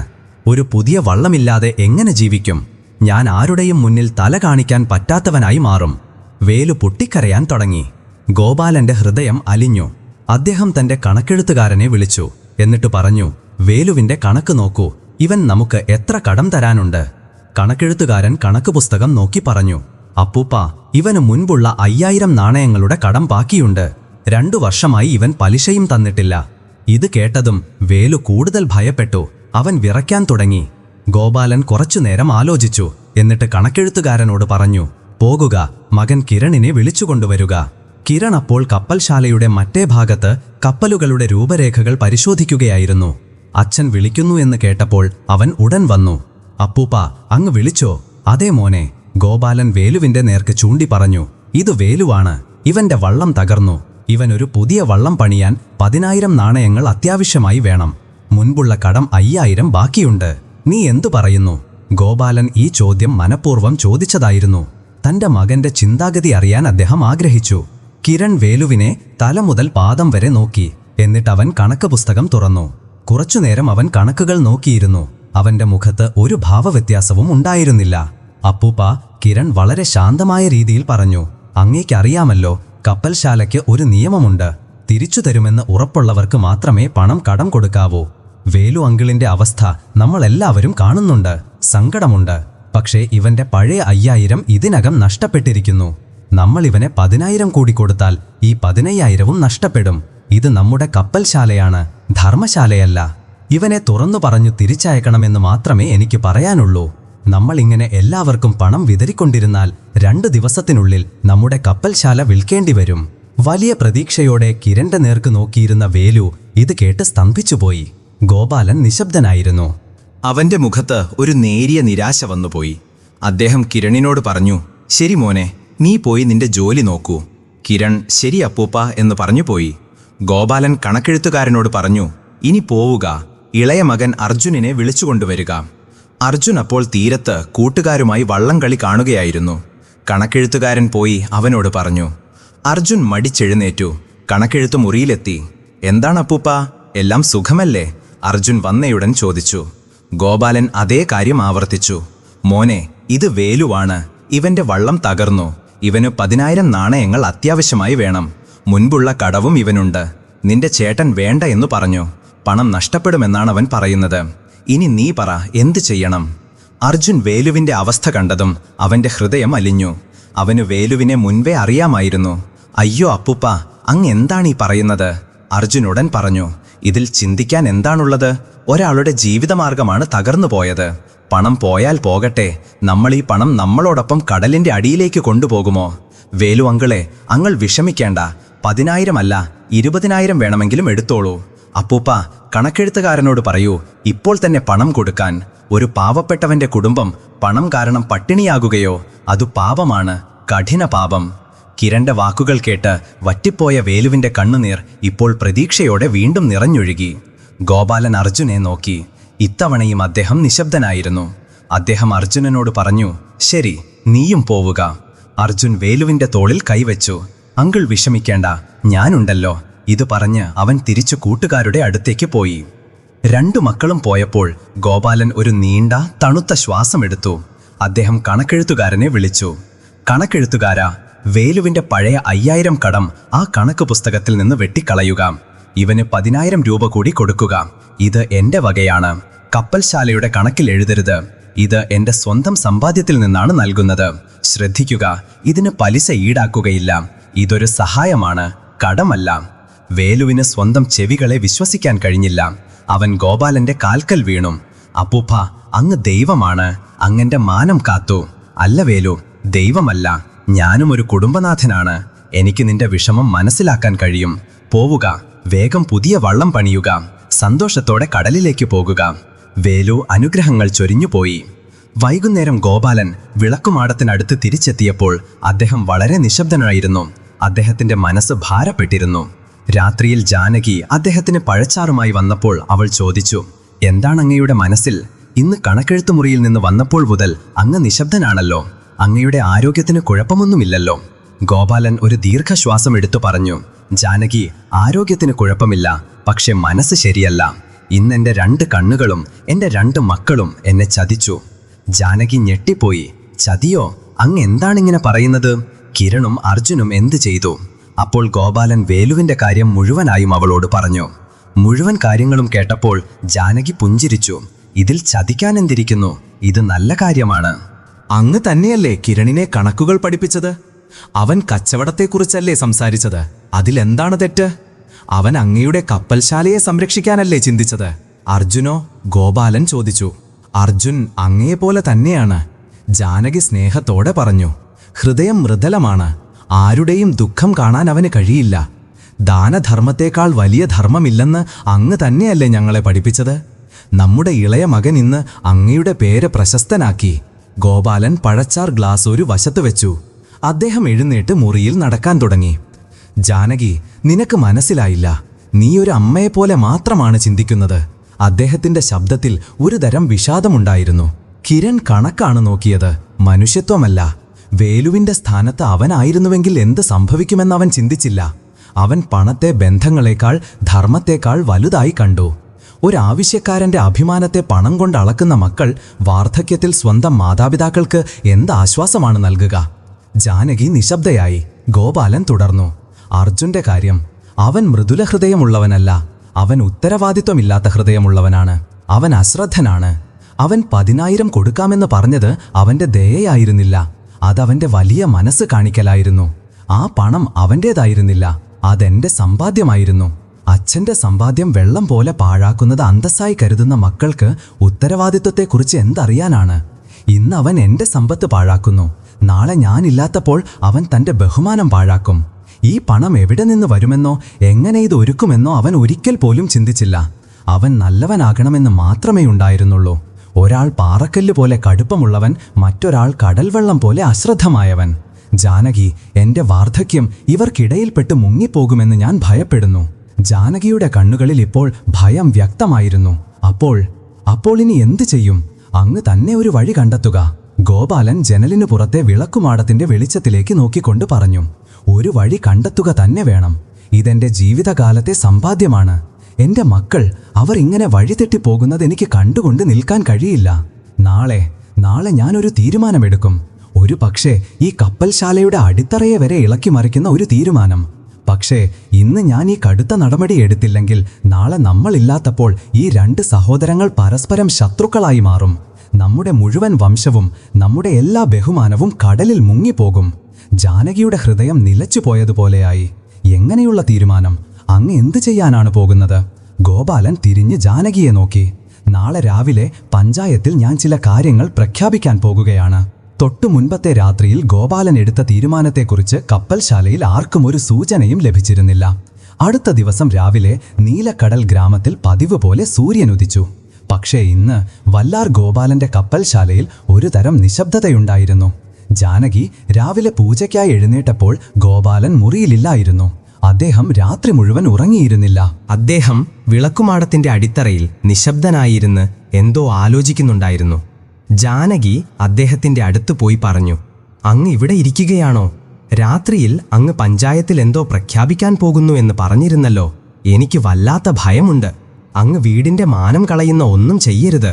ഗോപാലൻ അവളുടെ സംസാരം ഇടയ്ക്ക് മുറിച്ചു. ജാനകി, മാനം സമ്പാദിക്കാൻ ഞാൻ എൻ്റെ ജീവിതം മുഴുവൻ ചെലവഴിച്ചു. പക്ഷെ ഞാൻ ഉണ്ടാക്കിയ ഈ മാനം, ഈ പേര്, ഞാൻ പോയതിനു ശേഷം എൻ്റെ മക്കൾക്കത് നിലനിർത്താൻ കഴിയുമോ? ഇന്ന് ഞാൻ ചെയ്യാൻ പോകുന്നത് എനിക്ക് വേണ്ടിയല്ല, അവരുടെ ഭാവിക്കു വേണ്ടിയാണ്. അദ്ദേഹത്തിന്റെ ശബ്ദത്തിൽ അത്രയ്ക്ക് ഉറച്ച ദൃഢനിശ്ചയമുണ്ടായിരുന്നു. ജാനകിക്ക് മറ്റൊന്നും പറയാൻ കഴിഞ്ഞില്ല. അവളുടെ കണ്ണുകൾ നിറഞ്ഞു. ഗോപാലൻ എഴുന്നേറ്റ് തന്റെ കണക്കെഴുത്തുകാരനെ വിളിച്ചു. കണക്കെഴുത്തുകാരാ, ഗ്രാമത്തിൽ വാർത്തയറിയിക്കുക. ഇന്ന് 10 മണിക്ക് വിളക്കുമാടത്തിന് താഴെ പഞ്ചായത്ത് ചേരും. വല്ലാർ ഗോപാലന് ചില പ്രധാന കാര്യങ്ങൾ സംസാരിക്കാനുണ്ട്. ഗ്രാമത്തിലെ എല്ലാ മുതിർന്നവരും പ്രധാനപ്പെട്ട ആളുകളും ഉണ്ടായിരിക്കണം. ഈ വാർത്ത ഗ്രാമത്തിൽ തീ പോലെ പടർന്നു. അപ്പൂപ്പൻ പഞ്ചായത്തിൽ? എന്ത് സംഭവിച്ചു? തീർച്ചയായും വലിയ കാര്യമായിരിക്കും. അപ്പൂപ്പൻ വെറുതെ പഞ്ചായത്ത് വിളിക്കാറില്ല. ഇന്നലെ കണക്കെഴുത്തു മുറിയിൽ വേലുവിന്റെ കാര്യത്തിൽ എന്തോ നടന്നതായി കേട്ടു. ഒരു പക്ഷേ അത് തന്റെ മക്കളെക്കുറിച്ച്. ചില സംസാരങ്ങൾ തുടങ്ങി. കൃത്യം 10 മണിക്ക് വിളക്കുമാടത്തിന് താഴെ ഗ്രാമത്തിലെ എല്ലാവരും ഒരുമിച്ചു. പഞ്ചുമാരും സർപ്പഞ്ചും ഗ്രാമത്തിലെ മുതിർന്നവരും ഗോപാലനെ ബഹുമാനിക്കുന്ന എല്ലാവരും. ജനക്കൂട്ടം കൂടിക്കൊണ്ടിരുന്നു. കിരണിനെയും അർജുനനെയും വിളിച്ചിരുന്നു. 2 സഹോദരങ്ങൾക്കും ഒന്നും മനസ്സിലായില്ല. ഒരു പക്ഷേ ഇന്ന് അപ്പൂപ്പൻ പഞ്ചായത്തിന്റെ മുന്നിൽ വെച്ച് മുഴുവൻ കപ്പൽശാലയും തന്നെ ഏൽപ്പിക്കുമെന്ന് കിരൺ കരുതി. അവൻ മനസ്സുകൊണ്ട് സന്തോഷിച്ചു. അർജുനൊരു താൽപ്പര്യവുമില്ലായിരുന്നു. പഞ്ചായത്തിലെ തിരക്ക് കണ്ട് അവൻ മടുത്തു. ഇതെല്ലാം പെട്ടെന്ന് കഴിഞ്ഞാൽ കൂട്ടുകാരുടെ അടുത്തേക്ക് കടൽ കാണാൻ പോകാം എന്നവൻ ചിന്തിച്ചു. ജാനകി കപ്പൽശാലയുടെ ജനലിലൂടെ ഇതെല്ലാം കണ്ടുകൊണ്ടിരുന്നു. അവളുടെ ഹൃദയം അതിവേഗം ഇടിക്കുന്നുണ്ടായിരുന്നു. അപ്പോഴാണ് ഗോപാലൻ പഞ്ചായത്തിലേക്ക് വന്നത്. അദ്ദേഹത്തിന്റെ മുഖത്ത് ഒരു തരം തേജസ് ഉണ്ടായിരുന്നു. പക്ഷെ കണ്ണുകൾ ദുഃഖിതമായിരുന്നു. അദ്ദേഹം വന്ന് എല്ലാവരെയും കൈകൂപ്പി വണങ്ങി. പഞ്ചുമാരുടെ മുന്നിലിരുന്നു. സർപ്പഞ്ച് പറഞ്ഞു, അപ്പൂപ്പ, അങ്ങിന്ന് ഞങ്ങളെ വിളിച്ചല്ലോ. പറയുക, എന്താണ് കാര്യം? നീലക്കടലിലെല്ലാം ശാന്തമല്ലേ? ഗോപാലൻ എഴുന്നേറ്റു. അദ്ദേഹം പഞ്ചായത്തിൽ ഒരൊറ്റ നോട്ടം നോക്കി. എന്നിട്ട് അദ്ദേഹത്തിന്റെ കണ്ണുകൾ തന്റെ 2 മക്കളിൽ ഉടക്കി. സഹോദരങ്ങളെ, അദ്ദേഹത്തിന്റെ ശബ്ദം മുഴങ്ങി, നിങ്ങളെല്ലാവരും എന്നെ വർഷങ്ങളായി അറിയുന്നവരാണ്. ഞാൻ ഒഴിഞ്ഞ കൈകളോടെയാണ് ഈ ഗ്രാമത്തിൽ വന്നത്. ഈ നീലക്കടലിന്റെ മണ്ണും വെള്ളവുമാണ് എനിക്കിത്രയധികം നൽകിയത്. 7 ജന്മമെടുത്താലും എനിക്കിതിന്റെ കടം വീട്ടാൻ കഴിയില്ല. നിങ്ങൾ എനിക്ക് ബഹുമാനം നൽകി, മാനം നൽകി, എന്നെ വല്ലാറ് നിന്ന് അപ്പൂപ്പനാക്കി മാറ്റി. എല്ലാവരും നിശബ്ദരായി കേട്ടിരുന്നു. ഇന്ന് എന്റെ പ്രായം കൂടുതലായി, ശരീരം ക്ഷീണിച്ചു. ഈ കപ്പൽശാലയുടെയും ഈ കച്ചവടത്തിന്റെയും ഭാരം ഇനി എന്റെ തോളിൽ താങ്ങാൻ കഴിയില്ല. ഈ ഉത്തരവാദിത്തങ്ങൾ എന്റെ മക്കളെ ഏൽപ്പിക്കണം എന്ന് ഞാൻ ആഗ്രഹിക്കുന്നു. അവസാനം ഇതെല്ലാം ഉണ്ടാക്കിയത് അവർക്ക് വേണ്ടിയാണല്ലോ. ഇത് കേട്ടതും കിരണിന്റെ മുഖത്ത് ഒരു തിളക്കം വന്നു. അവൻ നിവർന്നിരുന്നു. ഗോപാലൻ തുടർന്നു. എനിക്ക് 2 മക്കളുണ്ട്, കിരണും അർജുനും. ഒരാൾ എന്റെ വലത് കൈയാണ്, മറ്റൊരാൾ എന്റെ ഇടത് കൈ. ഞാൻ 2 പേരെയും ഒരുപോലെ സ്നേഹിക്കുന്നു. ഒരച്ഛൻ എന്ന നിലയിൽ എന്റെ കടമയാണ് 2 പേർക്കും തുല്യമായ അവകാശം നൽകുക എന്നത്. ഇന്ന് ഞാൻ നിങ്ങളെല്ലാവരുടെയും മുൻപിൽ. ഗോപാലൻ ഒരു നിമിഷം നിർത്തി തന്റെ കണക്കെഴുത്തുകാരന് ആംഗ്യം കാണിച്ചു. കണക്കെഴുത്തുകാരൻ വലിയ 2 ഭാണ്ഡങ്ങൾ എടുത്തുകൊണ്ട് മുന്നോട്ട് വന്നു. ഇന്ന് ഞാൻ എന്റെ സമ്പത്തിന്റെ, എന്റെ സ്വത്തുകളുടെ ഭാഗം വയ്ക്കുകയാണ്. പഞ്ചായത്തിൽ നിശബ്ദത തകർന്നു. എല്ലാവരും പരസ്പരം മുഖത്തേക്ക് നോക്കി. ഭാഗം വയ്ക്കുകയോ? ഇപ്പോഴോ? അപ്പൂപ്പൻ എന്തു പറ്റി? കിരണും ഞെട്ടിപ്പോയി. ഭാഗം വയ്ക്കുകയോ? അപ്പൂപ്പന് കുഴപ്പമൊന്നുമില്ലല്ലോ. അർജുന്റെ ഉറക്കവും പോയി. ഭാഗം വയ്ക്കുകയോ? അതായത് ഇനി നമ്മൾക്ക് ഒന്നും ചെയ്യേണ്ടി വരില്ലേ? ഗോപാലൻ കൈ ഉയർത്തി എല്ലാവരെയും ശാന്തരാക്കി. മുഴുവൻ കാര്യങ്ങളും കേൾക്കുക. എന്റെ ജീവിതകാലത്തെ സമ്പാദ്യം, എന്റെ മുഴുവൻ പണവും ഞാൻ 2 തുല്യ ഭാഗങ്ങളാക്കിയിട്ടുണ്ട്. ഈ 2 ഭാണ്ഡങ്ങളിലും 10,000 വീതം വെള്ളി നാണയങ്ങളുണ്ട്. 10,000! ഇത്രയും വലിയൊരു തുക ഗ്രാമവാസികൾ ഒരുമിച്ച് കണ്ടിട്ടില്ല. എല്ലാവരുടെയും കണ്ണുകൾ തുരിച്ചു നിന്നു. കിരൺ! ഗോപാലൻ തന്റെ മൂത്ത മകനെ വിളിച്ചു. കിരൺ മുന്നോട്ടു വന്നു. ഈ ഭാണ്ഡമെടുക്കുമോനെ, ഇതാണ് നിന്റെ ഓഹരി. കിരൺ ഭാണ്ഡമെടുത്തു. അത് വളരെ ഭാരമുള്ളതായിരുന്നു. സന്തോഷിക്കണോ അതോ ആശ്ചര്യപ്പെടണോ എന്ന് അവന് മനസ്സിലായില്ല. അർജുൻ! ഗോപാലൻ ഇളയ മകനെ വിളിച്ചു. അർജുൻ ഇടറിക്കൊണ്ട് മുന്നോട്ടു വന്നു. അപ്പൂപ്പാ, ഈ ഭാണ്ഡമെടുക്കൂ. ഇതാണ് നിന്റെ ഓഹരി. 10,000 വെള്ളി നാണയങ്ങൾ തുല്യമായി. അർജുനും വിറയ്ക്കുന്ന കൈകളോടെ ആ ഭാരമുള്ള ഭാണ്ഡം പിടിച്ചു. ഗോപാലൻ ഒരു ദീർഘശ്വാസമെടുത്തു. ഞാൻ എന്റെ കടമ പൂർത്തിയാക്കി. 2 മക്കൾക്കും തുല്യമായി പങ്കിട്ടു. ഇനി ഈ പണത്തിൽ എനിക്ക് ഒരവകാശവുമില്ല. ഈ പണം സ്വതന്ത്രമാണ്. അവർക്കിഷ്ടമുള്ളതുപോലെ ചെലവഴിക്കാം. ഗ്രാമവാസികൾ കൈയടിക്കാൻ തുടങ്ങി. വാ വല്ലാർ, എന്ത് നീതിയാണ്! മക്കൾക്ക് ജീവിച്ചിരിക്കുമ്പോൾ തന്നെ അവരുടെ അവകാശം നൽകി. പക്ഷേ കിരൺ ബുദ്ധിശാലിയായിരുന്നു. അവൻ ചോദിച്ചു, അപ്പൂപ്പാ, ഇത് ശരിയാണ്. പക്ഷേ ഈ കപ്പൽശാല, ഈ വിളക്കുമാടം, ഇതിനെന്താണ് സംഭവിക്കുക? ഈ ചോദ്യം എല്ലാവരുടെയും മനസ്സിലുണ്ടായിരുന്നു. അപ്പോഴാണ് ഗോപാലൻ എല്ലാവരുടെയും കാൽക്കീഴിലെ മണ്ണൊലിച്ചുപോയ ആ കാര്യം പറഞ്ഞത്. കപ്പൽശാലയും ഈ വിളക്കുമാടവും, ഗോപാലൻ പറഞ്ഞു, ഇതിപ്പോഴും എന്റേതാണ്. ഇത് ഇപ്പോൾ ആർക്കും നൽകില്ല. അതായത്? കിരൺ രൂക്ഷസ്വരത്തിൽ ചോദിച്ചു. അതായത്? ഗോപാലന്റെ ശബ്ദം ഉയർന്നു. ഇന്നു മുതൽ, ഇപ്പോൾ മുതൽ നിങ്ങൾ 2 പേരും, കിരണും അർജുനും, ഈ വിളക്കുമാടത്തിന് താഴെ താമസിക്കില്ല. ഞാൻ നിങ്ങൾക്ക് നിങ്ങളുടെ ഓഹരി നൽകിയിട്ടുണ്ട്. ഇനി നിങ്ങൾ 2 പേരും ഈ കപ്പൽശാല ഉപേക്ഷിച്ച് പോകണം. പോവുക. നിങ്ങളുടെ ലോകം നിങ്ങൾ തന്നെ ഉണ്ടാക്കുക. ഇതൊരു ബോംബ് സ്ഫോടനം പോലെയായിരുന്നു. ജനലിലൂടെ നോക്കിക്കൊണ്ടിരുന്ന ജാനകിയുടെ കയ്യിൽ നിന്ന് പൂജാതളിക താഴെ വീണു. അർജുൻ അവിടെ പഞ്ചായത്തിന്റെ നടുവിലിരുന്ന് കരയാൻ തുടങ്ങി. അപ്പൂപ്പ, അങ്ങ് എന്താണീ പറയുന്നത്? വിളക്കുമാടം ഉപേക്ഷിച്ചു പോകുകയോ? നമ്മൾ എവിടേക്ക് പോകും? കിരൺ ദേഷ്യം കൊണ്ട് ചുവന്നു. ഇതെന്തൊരു നീതിയാണ്? അങ്ങ് ഞങ്ങൾക്ക് പണം നൽകിയിട്ട് വീട്ടിൽ നിന്ന് പുറത്താക്കുകയാണോ? ഗ്രാമം മുഴുവൻ കോളിളക്കമായി. ഗോപാലൻ തന്റെ 2 മക്കളെയും നോക്കി. അദ്ദേഹത്തിന്റെ കണ്ണുകളിൽ കണ്ണുനീരില്ലായിരുന്നു. ഒരു തീരുമാനമായിരുന്നു. ഞാൻ നിങ്ങ പുറത്താക്കിയതല്ല കിരൺ. ഞാൻ നിനക്ക് സ്വാതന്ത്ര്യം നൽകി. നീ പറയുമായിരുന്നല്ലോ എന്റെ രീതികൾ പഴയതാണെന്ന്. കച്ചവടം തലച്ചോറ് കൊണ്ട് ചെയ്യണമെന്ന് നിനക്കാഗ്രഹമുണ്ടായിരുന്നല്ലോ. ഇതാ, ഈ 10,000 നാണയങ്ങൾ എടുത്തു പോവുക. വലിയ തുറമുഖത്തേക്ക് പോവുക. നിന്റെ കച്ചവടം ചെയ്യുക. എന്നേക്കാൾ വലിയ കപ്പലുടമയായി നീ തിരിച്ചു വരുമെന്ന് എന്നെ കാണിച്ചു തരുക. എന്നിട്ട് അദ്ദേഹം നിലത്തിരുന്ന് കരയുന്ന അർജുന്റെ നേർക്ക് തിരിഞ്ഞു. നീ അർജുൻ, നീ പറയുമായിരുന്നല്ലോ പണം കയ്യിലെ അഴുക്കാണ് എന്ന്. ഒരാളുടെ ജീവിതമാർഗം തകരരുതെന്ന് നീ പറയുമായിരുന്നല്ലോ. എടുക്കൂ, ഇപ്പോൾ നിന്റെ കയ്യിൽ 10,000 നാണയങ്ങളുണ്ട്. പോവുക. ഇഷ്ടം പോലെ ദാനധർമ്മങ്ങൾ ചെയ്യുക. അല്ലെങ്കിൽ ഈ പണം കൊണ്ട് പഠിക്കുക, പണം എങ്ങനെയാണ് സമ്പാദിക്കുന്നത് എന്ന്. പക്ഷേ അപ്പൂപ്പ, അർജുൻ കരഞ്ഞുകൊണ്ട് പറഞ്ഞു. മിണ്ടരുത്, ഗോപാലൻ അലറി. ഒരക്ഷരം മിണ്ടരുത്. എന്റെ തീരുമാനം അന്തിമമാണ്. നിങ്ങൾ രണ്ടുപേർക്കും ഇന്ന് വൈകുന്നേരം വരെ സമയമുണ്ട്. സൂര്യൻ കടലിൽ അസ്തമിക്കുന്നതിനു മുൻപ് നിങ്ങൾ രണ്ടുപേരും ഈ ഗ്രാമം, ഈ നീലക്കടൽ ഉപേക്ഷിച്ചു പോകണം. അപ്പൂപ്പ, ഞങ്ങൾ പോയില്ലെങ്കിൽ? കിരൺ അഹങ്കാരത്തോടെ ചോദിച്ചു. എങ്കിൽ ഈ 10,000 രൂപയുടെ ഭാണ്ഡങ്ങൾ ഇവിടെ വെച്ചിട്ട് പോവുക. എന്നിട്ട് അതുവരെ കഴിഞ്ഞതുപോലെ ഈ കപ്പൽശാലയിൽ എന്റെ ശിഷ്ടങ്ങളിൽ കഴിഞ്ഞ് ജീവിക്കുക. തീരുമാനം നിങ്ങളുടേതാണ്. ഇത് ഒരച്ഛന്റെ മാത്രമല്ല, സ്വന്തം രത്നങ്ങളെ പരീക്ഷിക്കുന്ന ഒരു രത്നവ്യാപാരിയുടെ പരീക്ഷണം കൂടിയായിരുന്നു. കിരൺ ഒരു നിമിഷം ആലോചിച്ചു. 10,000 നാണയങ്ങൾ. ഇത്രയും വലിയൊരു തുക കൊണ്ട് അവന് നഗരത്തിൽ സ്വന്തമായി ഒരു പേരുണ്ടാക്കാൻ കഴിയും. തന്റെ അച്ഛന്റെ നിയമങ്ങൾക്ക് കീഴിൽ ഒതുങ്ങി ജീവിക്കേണ്ട ആവശ്യം അവനില്ലായിരുന്നു. ഇതവന് ഒരവസരമായിരുന്നു. അവൻ എഴുന്നേറ്റു, ഭാണ്ഡം തോളിലിട്ടു. അവൻ തന്റെ അച്ഛന്റെ അടുത്തു വന്നു. അവൻ അദ്ദേഹത്തിന്റെ കാൽ തൊട്ടു വണങ്ങി. പക്ഷേ ആ കാൽക്കൽ ബഹുമാനമായിരുന്നില്ല, ഒരു ചടങ്ങ് തീർക്കലായിരുന്നു. ശരി അപ്പൂപ്പ, അങ്ങ് ആഗ്രഹിക്കുന്നത് പോലെ തന്നെ സംഭവിക്കും. ഞാൻ പോവുകയാണ്. പക്ഷേ ഓർമ്മയിലിരിക്കട്ടെ, ഒരു ദിവസം ഞാൻ അത്ര വലിയൊരാളായി മാറും. അങ്ങ് സ്വയം എന്നെ കാണാൻ വലിയ തുറമുഖത്തേക്ക് വരും. ഗോപാലൻ മറുപടിയൊന്നും പറഞ്ഞില്ല. കിരൺ തിരിഞ്ഞു. അവൻ വിളക്കുമാടത്തിന്റെ ജനലിൽ നിൽക്കുന്ന തന്റെ അമ്മയെ നോക്കിയില്ല. അവൻ പഞ്ചായത്തിൽ നിന്ന് നേരെ കപ്പൽശാലയിലേക്ക് പോയി സ്വന്തം സാധനങ്ങൾ കെട്ടിയെടുക്കാൻ. ഇനി അർജുന്റെ ഊഴം. അവൻ തന്റെ അച്ഛന്റെ കാൽക്കൽ വീണു. അപ്പൂപ്പ, എന്നോട് ക്ഷമിക്കണം. എനിക്ക് തെറ്റിപ്പോയി. ഞാൻ മടിയനായിരുന്നു.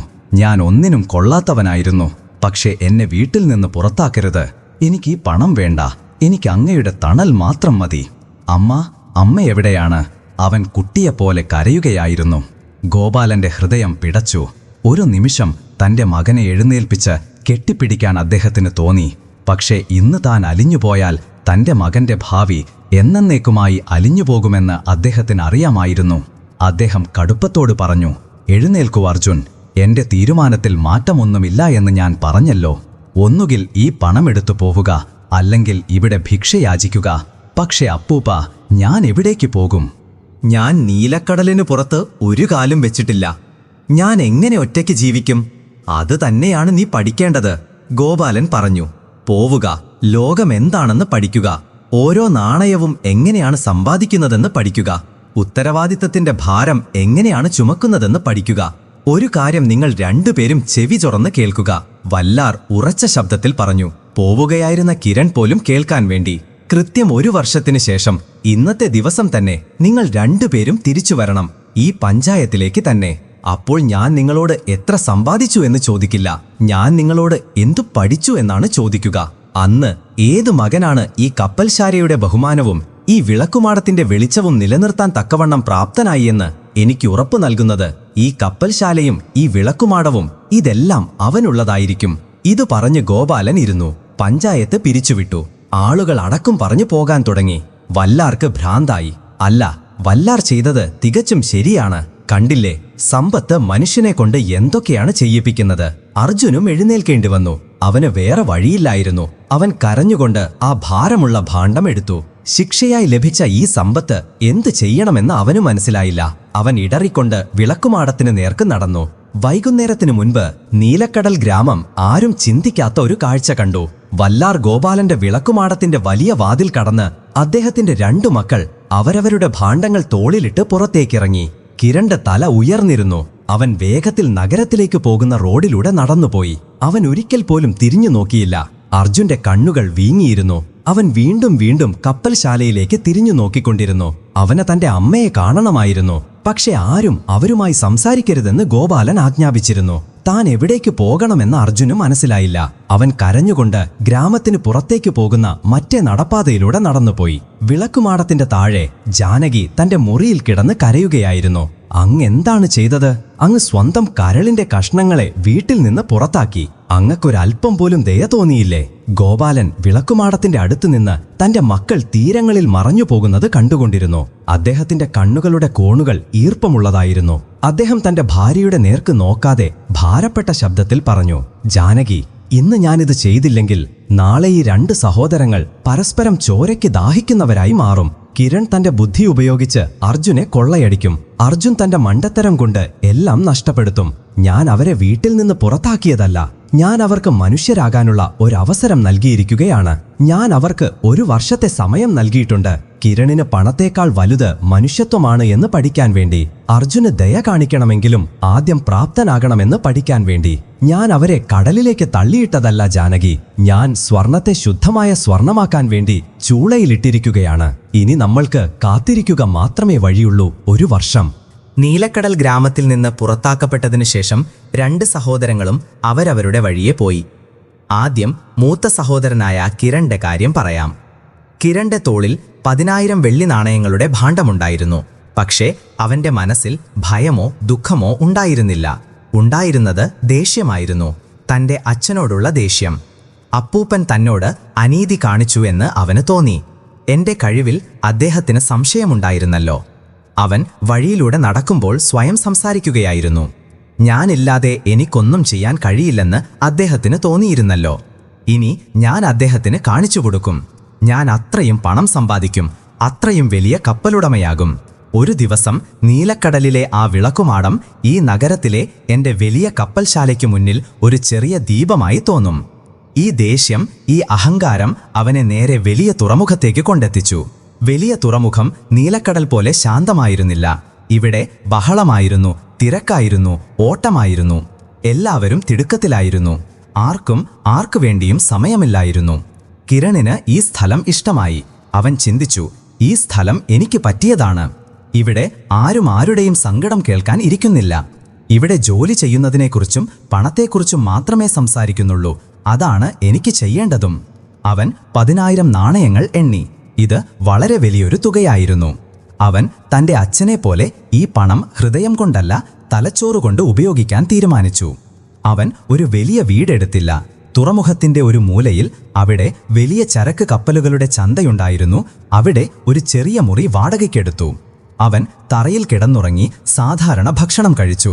അവൻ തന്റെ ഓരോ നാണയവും ലാഭിക്കാൻ തുടങ്ങി. അവന് മനസ്സിലായി, നഗരത്തിൽ ഒരുപാട് ചെറിയ കപ്പലുടമകളുണ്ട്. അവർക്ക് ദിവസേനയുള്ള യാത്രകൾക്ക് വേണ്ടി പണം ആവശ്യമുണ്ട്. അവൻ തന്റെ അച്ഛൻ ചെയ്തിരുന്ന ജോലി തന്നെ തുടങ്ങി, പണം പലിശയ്ക്ക് കൊടുക്കുക. പക്ഷേ കിരണിന്റെ ജോലി രീതി വല്ലാർ ഗോപാലന്റേതിൽ നിന്ന് തികച്ചും വ്യത്യസ്തമായിരുന്നു. ഒരു ദിവസം വൈകുന്നേരം അവന്റെ അടുത്ത് ഒരു ചെറിയ തൊഴിലാളി വന്നു. കപ്പലുടമ, എന്റെ പേര് ചാമൻ. ഞാൻ ചെറിയ വള്ളത്തിൽ മീൻ പിടിക്കുന്നവനാണ്. എനിക്കൊരു വലിയ ഓർഡർ കിട്ടിയിട്ടുണ്ട്. പക്ഷേ വല വാങ്ങാൻ പണമില്ല. എനിക്ക് 100 നാണയങ്ങൾ കടം തന്നാൽ മതി. ഒരാഴ്ചയ്ക്കുള്ളിൽ മീൻ വിറ്റ് ഞാൻ അങ്ങയ്ക്ക് 110 തിരിച്ചു തരാം. കിരൺ ചാമനെ തല മുതൽ പാദം വരെ നോക്കി, കണക്ക് കൂട്ടി. പലിശ വളരെ കുറവാണ്. കിരൺ പറഞ്ഞു, കപ്പലുടമ ഭാര്യയും കുട്ടികളും ഉള്ളവനാണ്. ഇവിടെ ഭാര്യയും കുട്ടികളുടെയും കാര്യം പറയരുത്. കിരൺ അവനെ തടഞ്ഞു. ഇത് കച്ചവടമാണ്. ഞാൻ നിനക്ക് 100 നാണയങ്ങൾ തരും. പക്ഷേ 8 ദിവസത്തിന് ശേഷം ഞാൻ 125 നാണയങ്ങൾ തിരിച്ചു വാങ്ങും. നിന്റെ വള്ളത്തിന്റെ രേഖകൾ ഇവിടെ എന്റെ അടുത്ത് പണയമായി വെക്കണം. ചാമൻ ഞെട്ടിപ്പോയി. കപ്പലുടമ, ഇത് വളരെ കൂടുതലാണ്. വള്ളത്തിന്റെ രേഖകളോ? വേണമെങ്കിൽ എടുക്കൂ, അല്ലെങ്കിൽ വാതിൽ തുറന്നിട്ടിരിക്കുകയാണ്. കിരൺ തന്റെ കണക്കു പുസ്തകത്തിൽ ശ്രദ്ധിച്ചുകൊണ്ട് പറഞ്ഞു. ചാമൻ നിസ്സഹായനായിരുന്നു. അവൻ സമ്മതിച്ചു. കിരണിന്റെ ബിസിനസ് മുന്നോട്ടു പോയി. അവൻ പണം നൽകി, പക്ഷേ പകരം വലിയ പലിശയും വാങ്ങി. ഒപ്പം എന്തെങ്കിലും വിലപിടിപ്പുള്ള വസ്തു പണയമായി വെപ്പിക്കുകയും ചെയ്യും. അവന്റെ നിയമങ്ങൾ ഉറച്ചതായിരുന്നു. നിശ്ചിത തീയതിയിൽ പണം തിരികെ ലഭിച്ചില്ലെങ്കിൽ അവൻ കരച്ചിലോ അപേക്ഷകളോ കേൾക്കുമായിരുന്നില്ല. അവൻ നേരെ പണയം വെച്ച വസ്തു വിൽക്കുമായിരുന്നു. ആളുകൾ അവനെ കരിങ്കൽ ഹൃദയമുള്ള കപ്പലുടമ എന്ന് വിളിക്കാൻ തുടങ്ങി. പക്ഷേ കിരണിന് അതൊരു പ്രശ്നമായിരുന്നില്ല. ഈ നഗരത്തിൽ നിലനിൽക്കണമെങ്കിൽ ഹൃദയത്തെ കരിങ്കല്ലാക്കണമെന്ന് അവന് അറിയാമായിരുന്നു. 6 മാസം കഴിഞ്ഞു.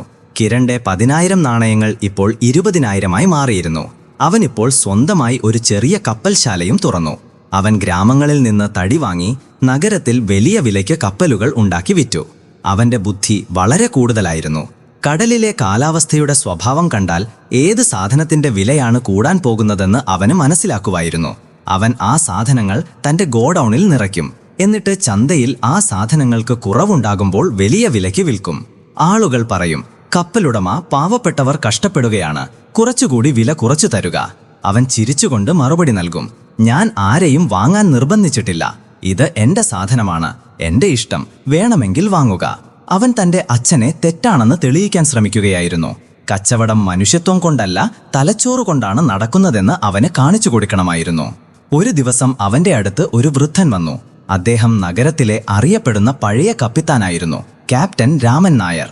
പക്ഷേ കാലം ചതിച്ച് അദ്ദേഹത്തിന്റെ കച്ചവടം തകർന്നുപോയി. കിരൺ മോനെ, രാമൻ നായർ കൈകൂപ്പി പറഞ്ഞു, ഞാൻ നിന്റെ അപ്പൂപ്പൻ ഗോപാലനെ അറിയാമായിരുന്നു. നല്ല മനുഷ്യനായിരുന്നു. എന്റെ മകളുടെ കല്യാണമാണ്. എന്റെ കയ്യിൽ ഒരു ചില്ലിക്കാശുമില്ല. എന്റെ മാനം പണയത്തിലാണ്. എനിക്ക് 500 നാണയങ്ങൾ മാത്രം മതി. എന്റെ കയ്യിൽ പണം കിട്ടുമ്പോൾ. കിരൺ അദ്ദേഹത്തെ ഇടയ്ക്ക് തടഞ്ഞു. ക്യാപ്റ്റൻ രാമൻ നായർജി, അങ്ങന്റെ അപ്പൂപ്പനെ അറിയാമായിരുന്നു. എന്നെയല്ല. അപ്പൂപ്പൻ നീലക്കടലിലാണ് താമസിക്കുന്നത്, ഞാൻ നഗരത്തിൽ. ഇവിടത്തെ നിയമങ്ങൾ വ്യത്യസ്തമാണ്. അങ്ങയുടെ കയ്യിൽ പണയം വെക്കാൻ എന്താണുള്ളത്? രാമൻ നായരുടെ കണ്ണുകളിൽ കണ്ണുനീർ വന്നു. മോനെ, ഒരു പഴയ കപ്പലുണ്ട്. അതെന്റെ അവസാനത്തെ അടയാളമാണ്. പക്ഷേ ശരിയാണ്, കിരൺ പറഞ്ഞു. കപ്പലിന്റെ രേഖകൾ കൊണ്ടുവരിക. 500 നാണയങ്ങൾ എടുത്തുകൊള്ളുക. 1 മാസത്തെ സമയമുണ്ട്. പലിശയുണ്ടാകും. രാമൻ നായർ വിറയ്ക്കുന്ന കൈകളോടെ രേഖകൾ കൊണ്ടുവന്നു. കിരൺ അദ്ദേഹത്തിന് പണം നൽകി. മകളുടെ കല്യാണം കഴിഞ്ഞു. പക്ഷേ രാമൻ നായർക്ക് 1 മാസത്തിനുള്ളിൽ പണം തിരിച്ചു കൊടുക്കാൻ കഴിഞ്ഞില്ല. അദ്ദേഹം കിരണിന്റെ അടുത്തു വന്നു അപേക്ഷിച്ചു. മോനെ, കുറച്ചുകൂടി സമയം തരുക. ഞാൻ സമയം നീട്ടി നൽകുകയോ? ഇതെല്ലാം ഗ്രാമത്തിൽ നടക്കും ക്യാപ്റ്റൻജി. കിരൺ തന്റെ കണക്കെഴുത്തുകാരനെ വിളിച്ചു. കണക്കെഴുത്തുകാരാ, രാമൻ നായരുടെ കപ്പൽ പിടിച്ചെടുക്കാനുള്ള തയ്യാറെടുപ്പുകൾ ചെയ്യുക. അടുത്ത ദിവസം തന്നെ കിരണിന്റെ ആളുകൾ രാമൻ നായരെയും കുടുംബത്തെയും അദ്ദേഹത്തിന്റെ കപ്പലിൽ നിന്ന് പുറത്താക്കി. രാമൻ നായർ തുറമുഖത്ത് നിന്ന് തന്റെ മകളോടൊപ്പം കരഞ്ഞുകൊണ്ടിരുന്നു. കിരണിന്റെ ആളുകൾ കപ്പൽ പുതിയ പെയിന്റ് അടിച്ച് വിൽക്കാൻ തയ്യാറാക്കുകയായിരുന്നു. ചന്തയിൽ മുഴുവൻ അവനെ ശകാരിച്ചു. അയ്യോ, എങ്ങനെയുള്ള മകനാണ്! അച്ഛൻ ഇത്രയും ധർമ്മിഷ്ഠൻ, മകൻ ഇങ്ങനെയുള്ള കശാപ്പുകാരൻ. പക്ഷേ കിരൺ തന്റെ കപ്പൽശാലയിലെ ഇരിപ്പിടത്തിലിരുന്ന് വെള്ളി നാണയങ്ങൾ എണ്ണിക്കൊണ്ടിരുന്നു. അവൻ രാമൻ നായരുടെ ആ കപ്പൽ 10 മടങ്ങ് ലാഭത്തിൽ വിറ്റു. വർഷം അവസാനിക്കാറായി. കിരൺ ഇപ്പോൾ കിരണല്ല, വല്ലാർ കിരൺ ചന്ദ്രനായി മാറിയിരുന്നു. അവന്റെ കയ്യിലിപ്പോൾ 10,000 അല്ല, 50,000-ത്തിലധികം വെള്ളി നാണയങ്ങൾ ഉണ്ടായിരുന്നു. അവൻ്റേതായ വലിയ കപ്പൽശാലകൾ ഉണ്ടായിരുന്നു. വേലക്കാരുണ്ടായിരുന്നു. അവൻ ഒരു ചെറിയ മുറിയിൽ നിന്ന് ഒരു വലിയ മാളികയിൽ താമസിക്കാൻ തുടങ്ങി. അവൻ കണ്ണാടിയുടെ മുന്നിൽ നിന്നു. അവൻ വില കൂടിയ വസ്ത്രങ്ങൾ ധരിച്ചു. അപ്പൂപ്പൻ എനിക്ക് 1 വർഷം തന്നിരുന്നു, അവൻ സ്വയം പറഞ്ഞു. 1 വർഷം കൊണ്ട് അദ്ദേഹം തന്റെ ജീവിതത്തിൽ മുഴുവൻ സമ്പാദിക്കാൻ കഴിയാത്തത് ഞാൻ സമ്പാദിച്ചു. അദ്ദേഹം പണം സമ്പാദിക്കുകയും ബഹുമാനം സമ്പാദിക്കുകയും ചെയ്തു. ഞാൻ പണം മാത്രം സമ്പാദിച്ചു. കാരണം ഈ ലോകത്തിൽ ആരുടെ പോക്കറ്റിലാണോ പണമുള്ളത്, ബഹുമാനം അവർക്കാണ്. നാളെ ഞാൻ നീലക്കടലിലേക്ക് പോകും. ഞാൻ അപ്പൂപ്പന് ഈ നാണയക്കൂമ്പാരം കാണിച്ചു തരും. ഞാൻ അദ്ദേഹത്തോട് ചോദിക്കും, ഇനി പറയുക, നമ്മളിൽ ആരായിരുന്നു ശരിയെന്ന്. കിരൺ തന്റെ ഭാണ്ഡം തയ്യാറാക്കിയിരുന്നു. പക്ഷെ ഇത്തവണ ഭാണ്ഡത്തിൽ നാണയങ്ങളായിരുന്നില്ല, അഹങ്കാരം മാത്രമായിരുന്നു നിറഞ്ഞിരുന്നത്.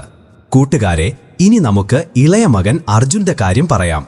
അർജുനെ വിളക്കുമാടത്തിൽ നിന്ന് പുറത്താക്കിയപ്പോൾ അവൻ കിരണിനെ പോലെ ദേഷ്യത്തിലായിരുന്നില്ല. അവൻ ഭയന്നിരുന്നു, പേടിച്ചിരുന്നു. അവന്റെ തോളിലെ 10,000 നാണയങ്ങളുടെ ഭാണ്ഡം അവന് പൂമാലയായിരുന്നില്ല, കല്ലുകളുടെ ഭാരം പോലെയാണ് തോന്നിയത്. അവൻ കരഞ്ഞുകൊണ്ട് പോവുകയായിരുന്നു. അപ്പൂപ്പൻ ഇതെന്താണ് ചെയ്തത്? അമ്മയും എന്നെ തടഞ്ഞില്ല. ഞാൻ എവിടേക്ക് പോകും?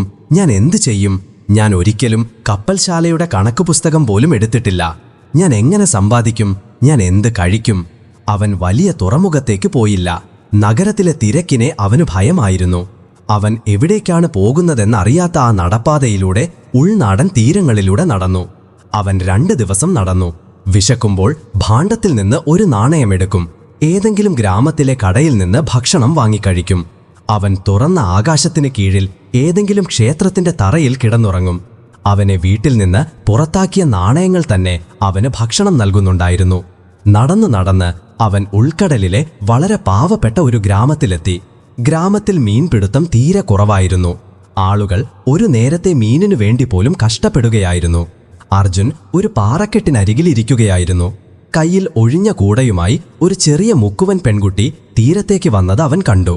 പക്ഷെ കടലിൽ മീൻ കുറവായിരുന്നു. അവൾ വീണ്ടും വീണ്ടും വലയെറിഞ്ഞു. പക്ഷേ ഒഴിഞ്ഞ വലയാണ് മുകളിലേക്ക് വന്നത്.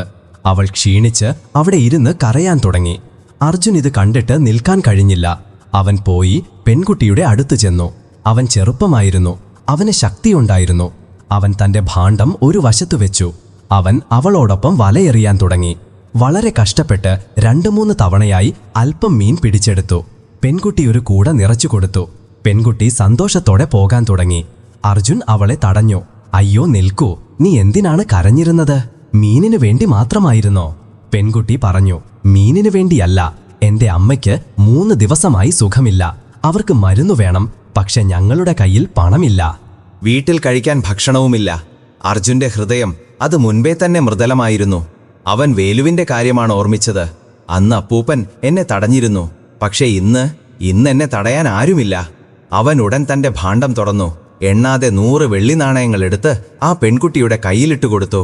പെൺകുട്ടിയുടെ കണ്ണുകൾ തുറിച്ചു നിന്നു. ഇത്രയും കൂടുതലോ? അതെ. അർജുൻ പുഞ്ചിരിച്ചു. പോവുക, അമ്മയെ ചികിത്സിക്കുക, മുഴുവൻ കുടുംബത്തിനു വേണ്ടിയും ഭക്ഷണം വാങ്ങിക്കൊണ്ടുപോകുക. പെൺകുട്ടി ഓടിപ്പോയി ഗ്രാമം മുഴുവൻ വാർത്ത അറിയിച്ചു. തീരത്തൊരു ദേവദൂതൻ ഇരിക്കുന്നു.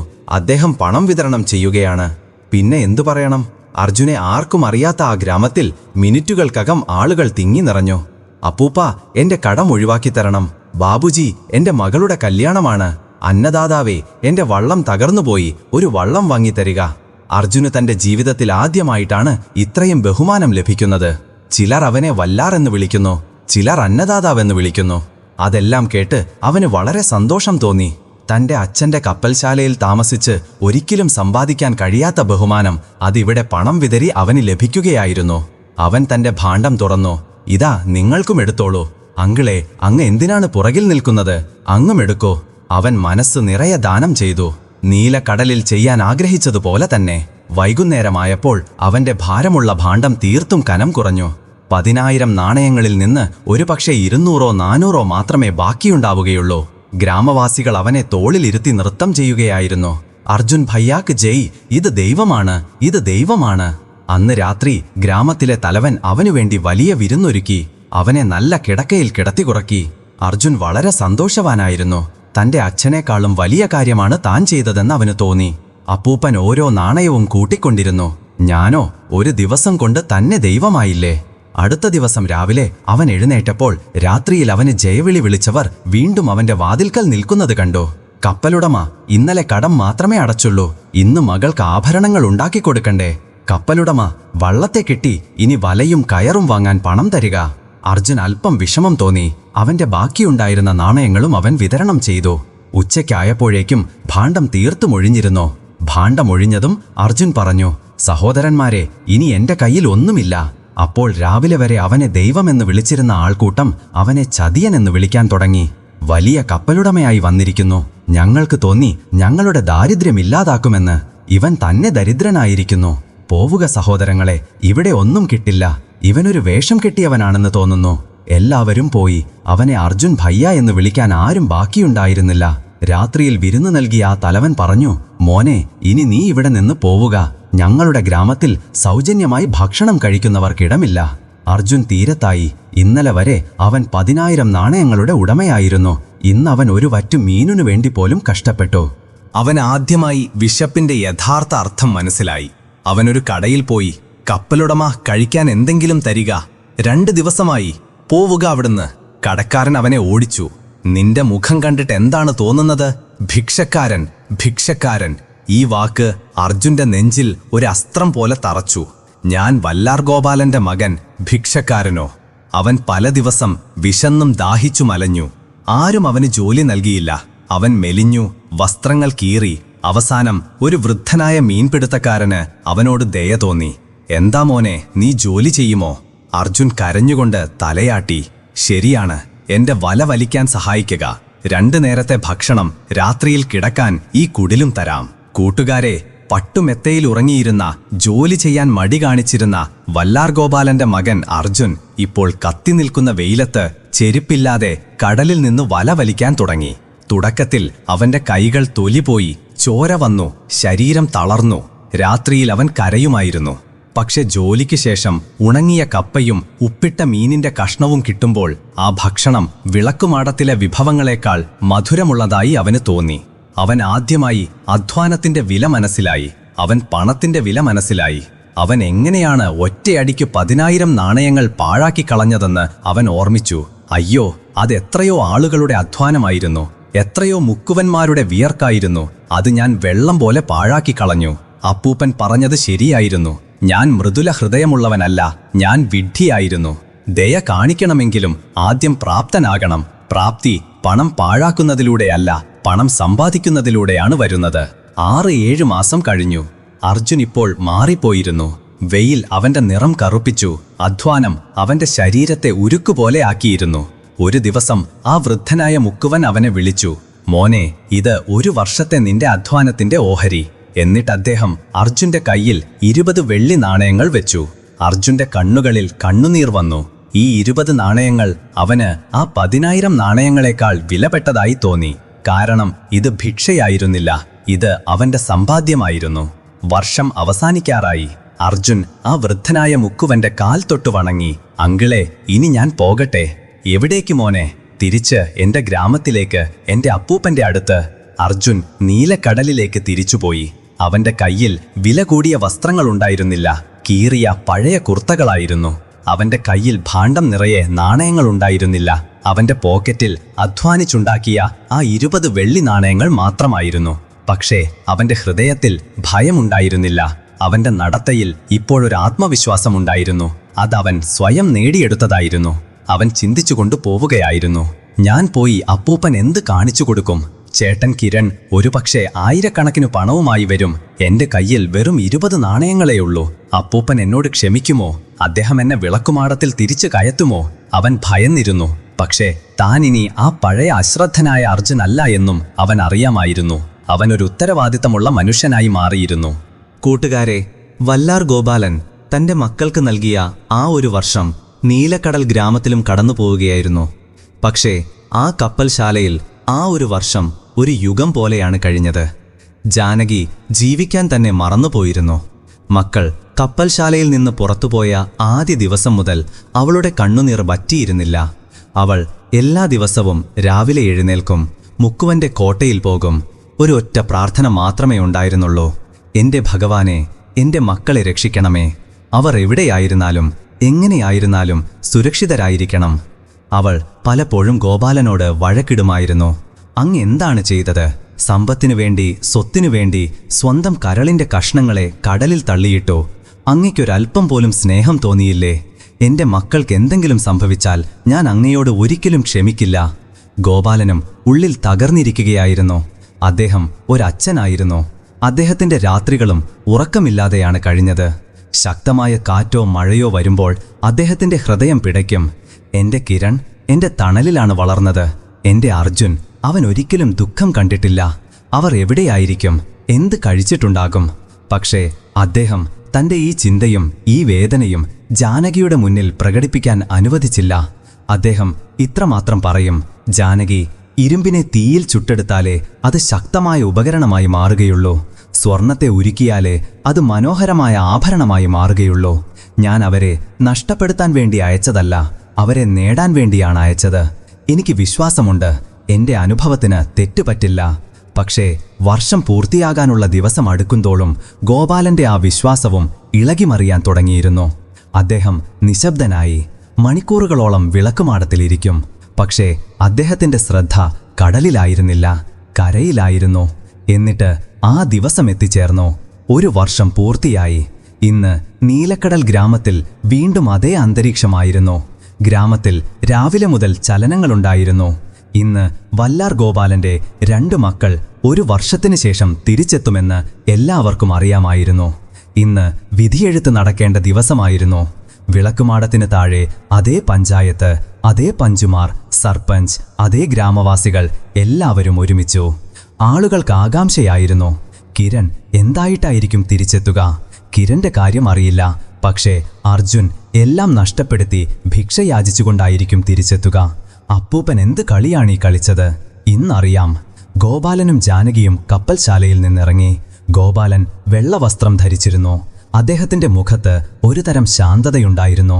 ഒരു കപ്പിത്താൻ തന്റെ യാത്രയുടെ ഫലം കാണുന്നതിന് മുൻപുള്ളതുപോലെ. ജാനകിയുടെ ഹൃദയം അത് നെഞ്ചിലായിരുന്നില്ല, കഴുത്തിൽ വന്ന് കുടുങ്ങിയതുപോലെയായിരുന്നു. അവൾ പഞ്ചായത്തിലേക്ക് പോയില്ല. വിളക്കുമാടത്തിന്റെ പടിയിൽ തന്നെ നിന്നു. അവിടെ നിന്ന് അവൾക്കെല്ലാം വ്യക്തമായി കാണാമായിരുന്നു. അവളുടെ കണ്ണുകൾ തീരെ തുറപ്പിച്ചിരുന്നു. ഗോപാലൻ വന്ന് പഞ്ചുമാർക്കിടയിലിരുന്നു. പറയുക വല്ലാർ, സർപ്പഞ്ച് ചോദിച്ചു. മനസ്സിലെന്താണുള്ളത്? ഇന്ന് അങ്ങയുടെ പരീക്ഷയുടെ ഫലം വരാൻ പോകുകയാണ്. ഗോപാലൻ ആകാശത്തേക്ക് നോക്കി നിശബ്ദനായിരുന്നു. അപ്പോഴാണ് ഗ്രാമത്തിനു പുറത്തെ റോഡിൽ പൊടിപടലങ്ങളുടെ ഒരു വലിയ പുകച്ചുരുൾ ഉയർന്നത് കണ്ടത്. എല്ലാവരുടെയും കണ്ണുകൾ അങ്ങോട്ട് ഉയർന്നു. പൊടിയോടൊപ്പം കുതിരവണ്ടികളുടെയും കുതിരകളുടെ ചിനക്കൽ ശബ്ദവും കേൾക്കാൻ തുടങ്ങി. അയ്യോ, ഇതെന്താണ്? ഇതാരുടെ ഘോഷയാത്രയാണ് വരുന്നത്? ആരോ ചോദിച്ചു. കണ്ടുകൊണ്ടിരിക്കെ 3 അലങ്കരിച്ച വണ്ടികൾ അവയ്ക്കു മുന്നിൽ അലങ്കരിച്ച കുതിരകളെ കെട്ടിയിരുന്നു ഗ്രാമത്തിലേക്ക് പ്രവേശിച്ചു. വണ്ടികളോടൊപ്പം 10-12 കുന്തങ്ങളോടുകൂടിയ കാവൽക്കാരും നടന്നിരുന്നു. ഗ്രാമവാസികളുടെ കണ്ണുകൾ മഞ്ഞളിച്ചു. ഏറ്റവും മുന്നിലുള്ള ഏറ്റവും മികച്ച വണ്ടി കൃത്യം പഞ്ചായത്തിന് മുന്നിൽ വന്നു നിന്നു. വണ്ടിയുടെ വാതിൽ തുറന്നു. അതിൽ നിന്ന് പുറത്തേക്ക് കാൽ വെച്ചയാളെ കണ്ട് ഗ്രാമവാസികൾ സ്വന്തം കണ്ണുകൾ തിരുമി. ഇത് കിരണായിരുന്നു. പക്ഷേ ഇത് ആ നീലക്കടലിലെ കിരണായിരുന്നില്ല. ഇത് വല്ലാർ കിരൺ ചന്ദ്രനായിരുന്നു. അവൻ വില കൂടിയ പട്ടുപോലുള്ള മേൽവസ്ത്രം ധരിച്ചിരുന്നു. കഴുത്തിൽ വലിയ സ്വർണമാലകളുണ്ടായിരുന്നു. വിരലുകളിൽ വില കൂടിയ മോതിരങ്ങൾ തിളങ്ങുന്നുണ്ടായിരുന്നു. അവന്റെ മുഖത്ത് ഗ്രാമത്തിലെ പൊടിയായിരുന്നില്ല, നഗരത്തിലെ അഹങ്കാരമായിരുന്നു. അവൻ വണ്ടിയിൽ നിന്നിറങ്ങി. അവൻ പഞ്ചായത്തിൽ ഒരൊറ്റ നോട്ടം നോക്കി. തന്റെ അച്ഛൻ ഗോപാലനെ കണ്ടു. പക്ഷെ അവൻ അദ്ദേഹത്തിന്റെ കാൽക്കലേക്ക് കുനിഞ്ഞില്ല. അവൻ പുഞ്ചിരിച്ചു. അതിൽ സ്നേഹമായിരുന്നില്ല, വിജയത്തിന്റെ ലഹരിയായിരുന്നു. ഞാൻ കൃത്യസമയത്തെത്തിയെന്ന് തോന്നുന്നു, അവൻ തന്റെ ഗൗരവമുള്ള ശബ്ദത്തിൽ പറഞ്ഞു. ഇന്നലെ വരെ ഗോപാലനെ അപ്പൂപ്പൻ എന്ന് വിളിച്ചിരുന്ന ഗ്രാമവാസികൾ അവരെല്ലാം കിരണിന്റെ ഈ രൂപത്തിന് മുന്നിൽ മങ്ങിപ്പോയി. വാഹ് വാഹ്, മകനെങ്കിൽ ഇങ്ങനെ വേണം. അയ്യോ, ഇവൻ 1 വർഷം കൊണ്ട് കോലം മാറ്റിമറിച്ചു. വല്ലാർ ഗോപാലന്റെ ഭാഗ്യം തുറന്നു. ഇങ്ങനെയുള്ള നല്ല മകനെ കിട്ടിയല്ലോ. പടിയിൽ നിന്നിരുന്ന ജാനകിയുടെ കണ്ണുകളിൽ കണ്ണുനീർ വന്നു. പക്ഷെ ഇത് സന്തോഷത്തിൻ്റെതോ അതോ ദുഃഖത്തിൻ്റെതോ എന്ന് അവൾക്ക് തന്നെ മനസ്സിലായില്ല. എന്റെ കിരൺ എത്ര വലിയൊരാളായി മാറി. കിരൺ തന്നെ കാവൽക്കാർക്ക് ആംഗ്യം കാണിച്ചു. 6 കാവൽക്കാർ മുന്നോട്ടു വന്നു. അവരെല്ലാവരുടെയും കൈകളിൽ വലിയ ഭാരമുള്ള ഭാണ്ഡങ്ങളുണ്ടായിരുന്നു. അവർ ആ ഭാണ്ഡങ്ങൾ കൊണ്ടുവന്ന് പഞ്ചായത്തിന്റെ നടുവിൽ ഗോപാലന്റെ കാൽക്കല്ലിട്ടു. ധക് ധക് ധക്. ഭാണ്ഡങ്ങൾ വീഴുന്ന ശബ്ദത്തിൽ വെള്ളി നാണയങ്ങളുടെ കിലുക്കം മുഴുവൻ നിശബ്ദതയിലും മുഴങ്ങി. അപ്പൂപ്പ, കിരൺ ഉറച്ച ശബ്ദത്തിൽ പറഞ്ഞു, ഇത് അങ്ങ് എനിക്ക് തന്ന ആ 10,000 നാണയങ്ങളാണ്. എന്നിട്ട് അവൻ മറ്റു 3 ഭാണ്ഡങ്ങളുടെ നേർക്ക് ചൂണ്ടി. ഇത് ഈ 1 വർഷം കൊണ്ട് ഞാൻ സമ്പാദിച്ച 50,000 നാണയങ്ങളാണ്. ഞാൻ അങ്ങയുടെ സമ്പത്തിനെ 5 മടങ്ങ് വർദ്ധിപ്പിച്ചു. പഞ്ചായത്തിൽ കയ്യടിയുടെ ശബ്ദമുയർന്നു. ആളുകൾ കിരണിന് ജയവിളി വിളിക്കാൻ തുടങ്ങി. ഗോപാലൻ നിശബ്ദനായി ആ നാണയക്കൂമ്പാരത്തെ നോക്കിക്കൊണ്ടിരുന്നു. അദ്ദേഹത്തിന്റെ മുഖത്ത് സന്തോഷമോ ദുഃഖമോ ഉണ്ടായിരുന്നില്ല. അതെ, കിരൺ പറഞ്ഞു, ഇത് ഞാൻ ഇവിടെ കൊണ്ടുവന്നത് മാത്രമാണ്. നഗരത്തിൽ എന്റെ കപ്പൽശാല, എന്റെ ഗോഡൌണുകൾ, എന്റെ മാളിക, അതെല്ലാം ഇതിൽ നിന്ന് വേറെയാണ്. അങ്ങ് തെറ്റാണെന്ന് ഞാൻ തെളിയിച്ചു തന്നു അപ്പൂപ്പ. കച്ചവടം തലച്ചോറ് കൊണ്ടാണ് നടക്കുന്നത്, ഹൃദയം കൊണ്ടല്ല. അങ്ങയുടെ മനുഷ്യത്വം, അങ്ങയുടെ നിയമങ്ങൾ, അതെല്ലാം നീലക്കടലിൽ നല്ലതാണ്, വലിയ തുറമുഖത്തല്ല. അവൻ തന്റെ അച്ഛനെ കളിയാക്കുകയായിരുന്നു. ഗോപാലൻ സ്വന്തം കണ്ണുകൾ അടച്ചു. കിരൺ മോനെ, അദ്ദേഹം പതിയെ പറഞ്ഞു, നീ വന്നല്ലോ, ഇരിക്കുക. അദ്ദേഹം കൂടുതലൊന്നും പറഞ്ഞില്ല. കിരൺ തന്റെ വിജയത്തിന്റെ അഹങ്കാരത്തിൽ തന്റെ അച്ഛന്റെ അരികിൽ പഞ്ച്മാരുടെ മുന്നിലിരുന്നു. ഇപ്പോൾ പഞ്ചായത്തിൽ കിരണിന്റെ സമ്പത്തിനെക്കുറിച്ചുള്ള ചർച്ചകൾ നടക്കുകയായിരുന്നു. അപ്പോഴാണ് ആൾക്കൂട്ടത്തിൽ നിന്ന് ഒരാൾ ഉറക്കെ ചിരിച്ചത്. ഹ, അയ്യോ, അതാരാ വരുന്നത്? എല്ലാവരുടെയും കണ്ണുകൾ കിരൺ വന്ന ദിശയിലേക്ക് തിരിഞ്ഞു. അതേ റോഡിൽ ഒരാൾ പതിയെ പതിയെ ഇടറി നടന്നു വരികയായിരുന്നു. അവന്റെ വസ്ത്രങ്ങൾ കീറിപ്പറിഞ്ഞിരുന്നു, കീറ തുണികൾ പോലെ. കാലുകളിൽ ചെരിപ്പില്ലായിരുന്നു. മുടി വളർന്ന് കുഴഞ്ഞ് താടി വളർന്നിരുന്നു. വെയിൽ അവന്റെ മുഖം കരിച്ചു കറുപ്പാക്കിയിരുന്നു. ദിവസങ്ങളോളം വിശന്നും ദാഹിച്ചും മരണാവസ്ഥയിലായ ഒരു ഭിക്ഷക്കാരനെ പോലെയാണ് അവനെ കണ്ടാൽ തോന്നുന്നത്. അയ്യോ, ഈ ഭിക്ഷക്കാരൻ എവിടേക്കാണ് പഞ്ചായത്തിൽ കയറുന്നത്? അടിക്കൂ ഇവനെ, ഓടിക്കൂ. ഒരു കാവൽക്കാരൻ കുന്തമുയർത്തിക്കൊണ്ട് പറഞ്ഞു. നിൽക്കൂ. ഗോപാലന്റെ ശബ്ദം മുഴങ്ങി. അദ്ദേഹത്തിന്റെ കണ്ണുകൾ ആ ഭിക്ഷക്കാരനിൽ തന്നെ ഉറപ്പിച്ചിരുന്നു. പടിയിൽ നിന്നിരുന്ന ജാനകി ആ ഭിക്ഷക്കാരനെ കണ്ടതും തല കറങ്ങി വീണു. ഇല്ല, ഇതാകാൻ കഴിയില്ല. എന്റെ അർജുൻ. അതേ കൂട്ടുകാരെ, അത് അർജുനായിരുന്നു. ഇതുവരെ കിരണിനു ജയവിളി വിളിച്ച ഗ്രാമവാസികൾ അവർ ഇപ്പോൾ അർജുനെ കണ്ട് ചിരിക്കാൻ തുടങ്ങി. ഹ, വന്നല്ലോ, ഇവനും വന്നല്ലോ, വല്ലാർ ഗോപാലന്റെ ഇളയ മകൻ. അയ്യോ, ഇവൻ ഭിക്ഷക്കാരനായി മാറിയല്ലോ. ഇവൻ ഒന്നിനും കൊള്ളാത്തവനാണെന്ന് ഞങ്ങൾ നേരത്തെ പറഞ്ഞിരുന്നു. ഇവൻ 10,000 നാണയങ്ങൾ കടലിൽ കളഞ്ഞു. കിരണും തന്റെ സഹോദരന്റെ ഈ അവസ്ഥ കണ്ട് അഹങ്കാരത്തോടെ പുഞ്ചിരിക്കുകയായിരുന്നു. ഞാൻ പറഞ്ഞിരുന്നല്ലോ അപ്പൂപ്പ, ഇവൻ ഒന്നിനും കൊള്ളില്ല. ഇവൻ അങ്ങയുടെ സമ്പത്തും അങ്ങയുടെ ബഹുമാനവും മുക്കിക്കളയാൻ വേണ്ടിയാണ് ജനിച്ചത്. അർജുൻ നടന്നു. അവന് ചിരിയുടെ ശബ്ദമോ തന്റെ സഹോദരന്റെ കളിയാക്കലുകളോ കേൾക്കുന്നില്ലായിരുന്നു. അവന്റെ കണ്ണുകൾ തന്റെ അച്ഛന്റെ മുഖത്ത് മാത്രമേ ഉണ്ടായിരുന്നുള്ളൂ. അവൻ ഇടറിക്കൊണ്ടുവന്നു. അവൻ കിരൺ കൊണ്ടുവന്ന സമ്പത്തിന്റെ കൂമ്പാരത്തിനടുത്തുകൂടി കടന്നുപോയി. അവൻ പഞ്ചായത്തിന്റെ നടുവിലെത്തി. അവൻ തന്റെ അച്ഛൻ ഗോപാലന്റെ കാൽക്കൽ വീണു. അവൻ അദ്ദേഹത്തിന്റെ കാൽ തൊട്ടു വണങ്ങിയില്ല. അവൻ അദ്ദേഹത്തിന്റെ കാലുകളെ സ്വന്തം കണ്ണുകളോട് ചേർത്തുവെച്ചു. വഴിയിലെ പൊടി അവന്റെ കണ്ണുനീരുമായി ചേർന്ന് ചെളിയായി അവന്റെ അച്ഛന്റെ കാൽക്കൽ പറ്റിപ്പിടിച്ചു. അവൻ ഒന്നും സംസാരിച്ചില്ല. അവനൊരു കുട്ടിയെപ്പോലെ തന്റെ അച്ഛന്റെ കാൽ പിടിച്ച് കരഞ്ഞുകൊണ്ടിരുന്നു. പഞ്ചായത്തിൽ നിശബ്ദത തളം കെട്ടി. ചിരിച്ചുകൊണ്ടിരുന്ന ആളുകളും നിശബ്ദരായി. കിരന്റെ സമ്പത്ത് കണ്ട് കരിങ്കല്ലായി മാറിയ ഗോപാലന്റെ കൈയുകൾ വിറയ്ക്കാൻ തുടങ്ങി. അദ്ദേഹം വിറയ്ക്കുന്ന കൈ ഉയർത്തി തന്റെ മകൻ അർജുന്റെ തലയിൽ വെച്ചു. "എഴുന്നേൽക്കു മോനെ." അദ്ദേഹത്തിന്റെ ശബ്ദം ഇടറി. "എഴുന്നേൽക്കൂ, നീ വീട്ടിലെത്തി." അർജുൻ എഴുന്നേറ്റു. അവൻ സ്വന്തം കണ്ണുനീർ തുടച്ചു. അവന്റെ കണ്ണ് തന്റെ അമ്മയിലുടക്കി. അമ്മ പടിയിൽ നിന്ന് കരയുകയായിരുന്നു. അർജുൻ അവിടെ നിന്നു തന്നെ നിലത്തിരുന്ന് തന്റെ അമ്മയെ സാഷ്ടാംഗം പ്രണാമം ചെയ്തു. ഇത് കണ്ട് കിരൺ അസൂയപ്പെട്ടു. "ഇതെന്തൊരു നാടകമാണ് അപ്പൂപ്പ, അങ്ങ് ഈ ഭിക്ഷക്കാരനെ കെട്ടിപ്പിടിക്കുകയാണോ?" ഗോപാലൻ കിരന്റെ വാക്കുകൾ കേട്ടില്ലെന്ന് നടിച്ചു. അദ്ദേഹം അർജുന്റെ നേർക്ക് നോക്കി. "മോനെ, 1 വർഷം പൂർത്തിയായി. നിന്റെ ചേട്ടൻ കിരൺ അവന്റെ കണക്ക് കൊണ്ടുവന്നിട്ടുണ്ട്. ഇത് കാണുക, ഇവൻ സമ്പത്തിന്റെ കൂമ്പാരമുണ്ടാക്കി." അദ്ദേഹം ആ ഭാണ്ഡങ്ങളുടെ നേർക്ക് ചൂണ്ടി. "ഇനി നീ പറയുക, നീ എന്തു കൊണ്ടുവന്നു?" നിന്റെ കണക്കെവിടെയാണ്? നീ എനിക്ക് തന്ന ആ 10,000 നാണയങ്ങൾ എവിടെയാണ്? എല്ലാവരുടെയും കണ്ണുകൾ വീണ്ടും അർജുനിലുടക്കി. കിരൺ കളിയാക്കി. ഇവൻ എന്ത് കാണിക്കാനാണ്? ഈ കീറിയ വസ്ത്രങ്ങൾ, ഈ ഭിക്ഷാപാത്രം. അയ്യോ അപ്പൂപ്പ, സമയം കളയരുത്. വിധി പറയുക. ഈ കപ്പൽശാല, ഈ വിളക്കുമാടം ഇനി എനിക്കുള്ളതാണ്. ഞാനിത് സമ്പാദിച്ചു. ഗോപാലൻ കിരണിനോട് ശാന്തനായിരിക്കാൻ ആംഗ്യം കാണിച്ചു. "പറയൂ അർജുൻ, നീ ഒഴിഞ്ഞ കൈകളോടെയാണോ വന്നത്?" അർജുൻ ഒരു ദീർഘശ്വാസമെടുത്തു. താൻ എന്ത് പറയാൻ പോകുന്നു എന്ന് അവൻ അറിയാമായിരുന്നു. തന്റെ കയ്യിൽ കാണിക്കാനൊന്നുമില്ലെന്ന് അവൻ അറിയാമായിരുന്നു. അവൻ പതിയെ മുന്നോട്ട് വന്നു. അവൻ തന്റെ കീറിയ കുർത്തയുടെ അഴുക്കുപിടിച്ച പോക്കറ്റിൽ കൈയിട്ടു. ആ പോക്കറ്റിൽ ഭാണ്ഡമോ കിഴിയോ ഉണ്ടായിരുന്നില്ല. അവൻ തന്റെ മുഷ്ടി ചുരുട്ടി കൈ പുറത്തേക്കെടുത്തു. അവൻ തന്റെ അച്ഛന്റെ അടുത്ത് വന്നു.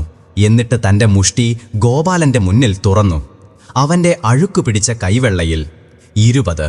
അതേ കൂട്ടുകാരെ, വെറും 20 വെള്ളി നാണയങ്ങൾ കിടക്കുന്നുണ്ടായിരുന്നു. ആ നാണയങ്ങൾ അത്രയ്ക്ക് തേഞ്ഞുപോയതും കറുത്തതുമായിരുന്നു. അത് വെള്ളി നാണയങ്ങളെക്കാൾ ഇരുമ്പ് നാണയങ്ങൾ പോലെയാണ് തോന്നിയത്. അർജുൻ ആ 20 നാണയങ്ങൾ തന്റെ 2 കൈകളിലായി എടുത്ത് തന്റെ അച്ഛന്റെ കാൽക്കൽ വെച്ചു. കിരന്റെ 50,000 നാണയങ്ങളുടെ ഭാണ്ഡങ്ങൾ കിടന്ന അതേ സ്ഥലത്ത്, സമ്പത്തിന്റെ ആ മലയുടെ മുന്നിൽ ആ 20 നാണയങ്ങൾ ഒട്ടകത്തിന്റെ വായിലെ ജീരകം പോലെയായിരുന്നു. പഞ്ചായത്ത് വീണ്ടും ചിരിക്കാൻ തുടങ്ങി. 20 നാണയങ്ങൾ, ഹഹഹ, സമ്പാദിച്ചുകൊണ്ട് വന്നിരിക്കുന്നു. കിരൺ തന്റെ ഇരിപ്പിടത്തിൽ നിന്ന് എഴുന്നേറ്റു. "മതി അപ്പൂപ്പ, മതി. ഈ നാടകം മതിയായി. അങ്ങ് കണ്ടല്ലോ, ഇതാണ് അങ്ങയുടെ വളർത്തൽ. ഇതാണ് അങ്ങയുടെ ഓമന മകൻ. 10,000 എടുത്തുപോയി 20 നാണയങ്ങളുമായി തിരിച്ചു വന്നു. ഇവൻ നമ്മളെല്ലാവരുടെയും മാനം കളഞ്ഞു." അർജുന്റെ കണ്ണുകൾ താഴ്ന്നിരുന്നു. അവന്റെ കണ്ണുകളിൽ കണ്ണുനീരുണ്ടായിരുന്നു. "അപ്പൂപ്പ," അവന്റെ ശബ്ദം കഷ്ടപ്പെട്ടു പുറത്തു വന്നു, "എന്റെ 1 വർഷത്തെ കണക്കിൽ ഈ 20 നാണയങ്ങൾ മാത്രമേയുള്ളൂ." ഗോപാലൻ ഒരു നോട്ടം കിരന്റെ അഹങ്കാരത്തിലിട്ടു. ഒരു നോട്ടം ഗ്രാമവാസികളുടെ ചിരിയിലിട്ടു. ഒരു നോട്ടം തന്റെ മകൻ അർജുന്റെ കണ്ണുനീരിലും ആ 20 നാണയങ്ങളിലും ഇട്ടു. അദ്ദേഹം കുറച്ചുനേരം നിശബ്ദനായിരുന്നു. തൂക്കി നോക്കുന്നതുപോലെ. 50,000 നാണയങ്ങളോ 20 നാണയങ്ങളോ? അഹങ്കാരമോ കണ്ണുനീരോ? ഒരു വല്ലാർ മകനോ അതോ ഒരു ഭിക്ഷക്കാരൻ മകനോ? അദ്ദേഹം പതിയെ എഴുന്നേറ്റു. പഞ്ചായത്തിൽ തീർത്തും നിശബ്ദതയായിരുന്നു. വിധിയെഴുത്തിന്റെ സമയമായിരിക്കുന്നു. ഗോപാലൻ പറഞ്ഞു. എല്ലാവരുടെയും ശ്വാസം നിലച്ചു. പഞ്ചായത്തിൽ നിശബ്ദത അത്രയ്ക്ക് കൂടുതലായിരുന്നു. ഒരു കയർ താഴെ വീണാൽ പോലും അതിൻ്റെ ശബ്ദം കേൾക്കാമായിരുന്നു. ഒരു വശത്ത് വല്ലാർ കിരൺ ചന്ദ്രൻ തൻ്റെ അഹങ്കാരത്തിൽ നിന്നു. അവൻ്റെ മുന്നിൽ വെള്ളി നാണയങ്ങളുടെ ഒരു മലയുണ്ടായിരുന്നു. അതവൻ്റെ വിജയത്തിൻ്റെയും അവൻ്റെ അഹങ്കാരത്തിൻ്റെയും അവൻ്റെ സമ്പത്തിൻ്റെയും തെളിവായിരുന്നു. മറുവശത്ത് അർജുൻ കീറിയ പഴയ വസ്ത്രങ്ങളിൽ തല കുനിച്ചു നിന്നു. അവന്റെ മുന്നിൽ അവന്റെ അച്ഛന്റെ കാൽക്കൽ വെറും 20 തേഞ്ഞുപോയ വെള്ളി നാണയങ്ങൾ കിടക്കുന്നുണ്ടായിരുന്നു. അതവന്റെ തോൽവിയുടെയും അവന്റെ ദാരിദ്ര്യത്തിന്റെയും അവന്റെ പരാജയത്തിന്റെയും തെളിവായി തോന്നി. നിശബ്ദനായി നിന്നിരുന്ന ഗോപാലൻ പതിയെ മുന്നോട്ട് വന്നു. അദ്ദേഹം ആദ്യം തന്റെ മൂത്ത മകൻ കിരന്റെ അടുത്തുപോയി. അപ്പൂപ്പ, വിധി പറയുക. കിരൺ പറഞ്ഞു, ഈ കപ്പൽശാല, ഈ വിളക്കുമാടം ഇനി എനിക്ക് കൈമാറണം. ഞാനിത് സമ്പാദിച്ചു. ഗോപാലൻ താഴെ കിടക്കുന്ന സമ്പത്തിന്റെ കൂമ്പാരത്തിലേക്ക് നോക്കി. അദ്ദേഹം ഭാണ്ഡങ്ങളിൽ തൊട്ടില്ല. കിരൺ, ഗോപാലന്റെ ശബ്ദം ശാന്തമായിരുന്നു. പക്ഷേ അതിൽ കിരണിനെ പോലും നിശബ്ദനാക്കിയ ഒരു തരം ആഴമുണ്ടായിരുന്നു.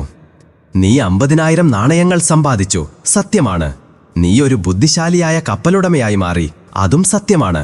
നീ എന്റെ 10,000-ത്തെ 50,000-ആക്കി മാറ്റി, അതും സത്യമാണ്. കിരണിന്റെ നെഞ്ച് അഭിമാനം കൊണ്ട് വിരിഞ്ഞു. പക്ഷേ മോനെ, ഗോപാലൻ തന്റെ കണ്ണുകൾ ഉയർത്തി കിരണിന്റെ കണ്ണുകളിൽ നോക്കി. ഈ 50,000 നാണയങ്ങൾ സമ്പാദിക്കാൻ നീ എന്തൊക്കെയാണ് വിറ്റത്? അതിന്റെ കണക്ക് നിന്റെ കയ്യിലുണ്ടോ? കിരൺ ഞെട്ടിപ്പോയി. വിറ്റോ? ഞാൻ ഒന്നും വിറ്റിട്ടില്ല. ഞാൻ സമ്പാദിക്കുക മാത്രമേ ചെയ്തിട്ടുള്ളൂ. ഇല്ല മോനെ, ഗോപാലൻ പറഞ്ഞു. നീ വിറ്റു. നീ ആദ്യം വിറ്റത് നിന്റെ മനുഷ്യത്വമാണ്. നീ ദയ വിറ്റു. നീ ധർമ്മം വിറ്റു. നീ നിന്റെ അച്ഛൻ നൽകിയ സംസ്കാരം വിറ്റു. കിരണിന്റെ മുഖം ചുവന്നു. അപ്പൂപ്പ, അങ്ങ് എന്താണീ പറയുന്നത്? ഞാൻ സത്യമാണ് പറയുന്നത്. ഗോപാലന്റെ ശബ്ദം ഇപ്പോൾ ഉയർന്നു. എനിക്കെല്ലാം അറിയാം. ഞാൻ നീലക്കടലിൽ ഇരിക്കുകയായിരുന്നു.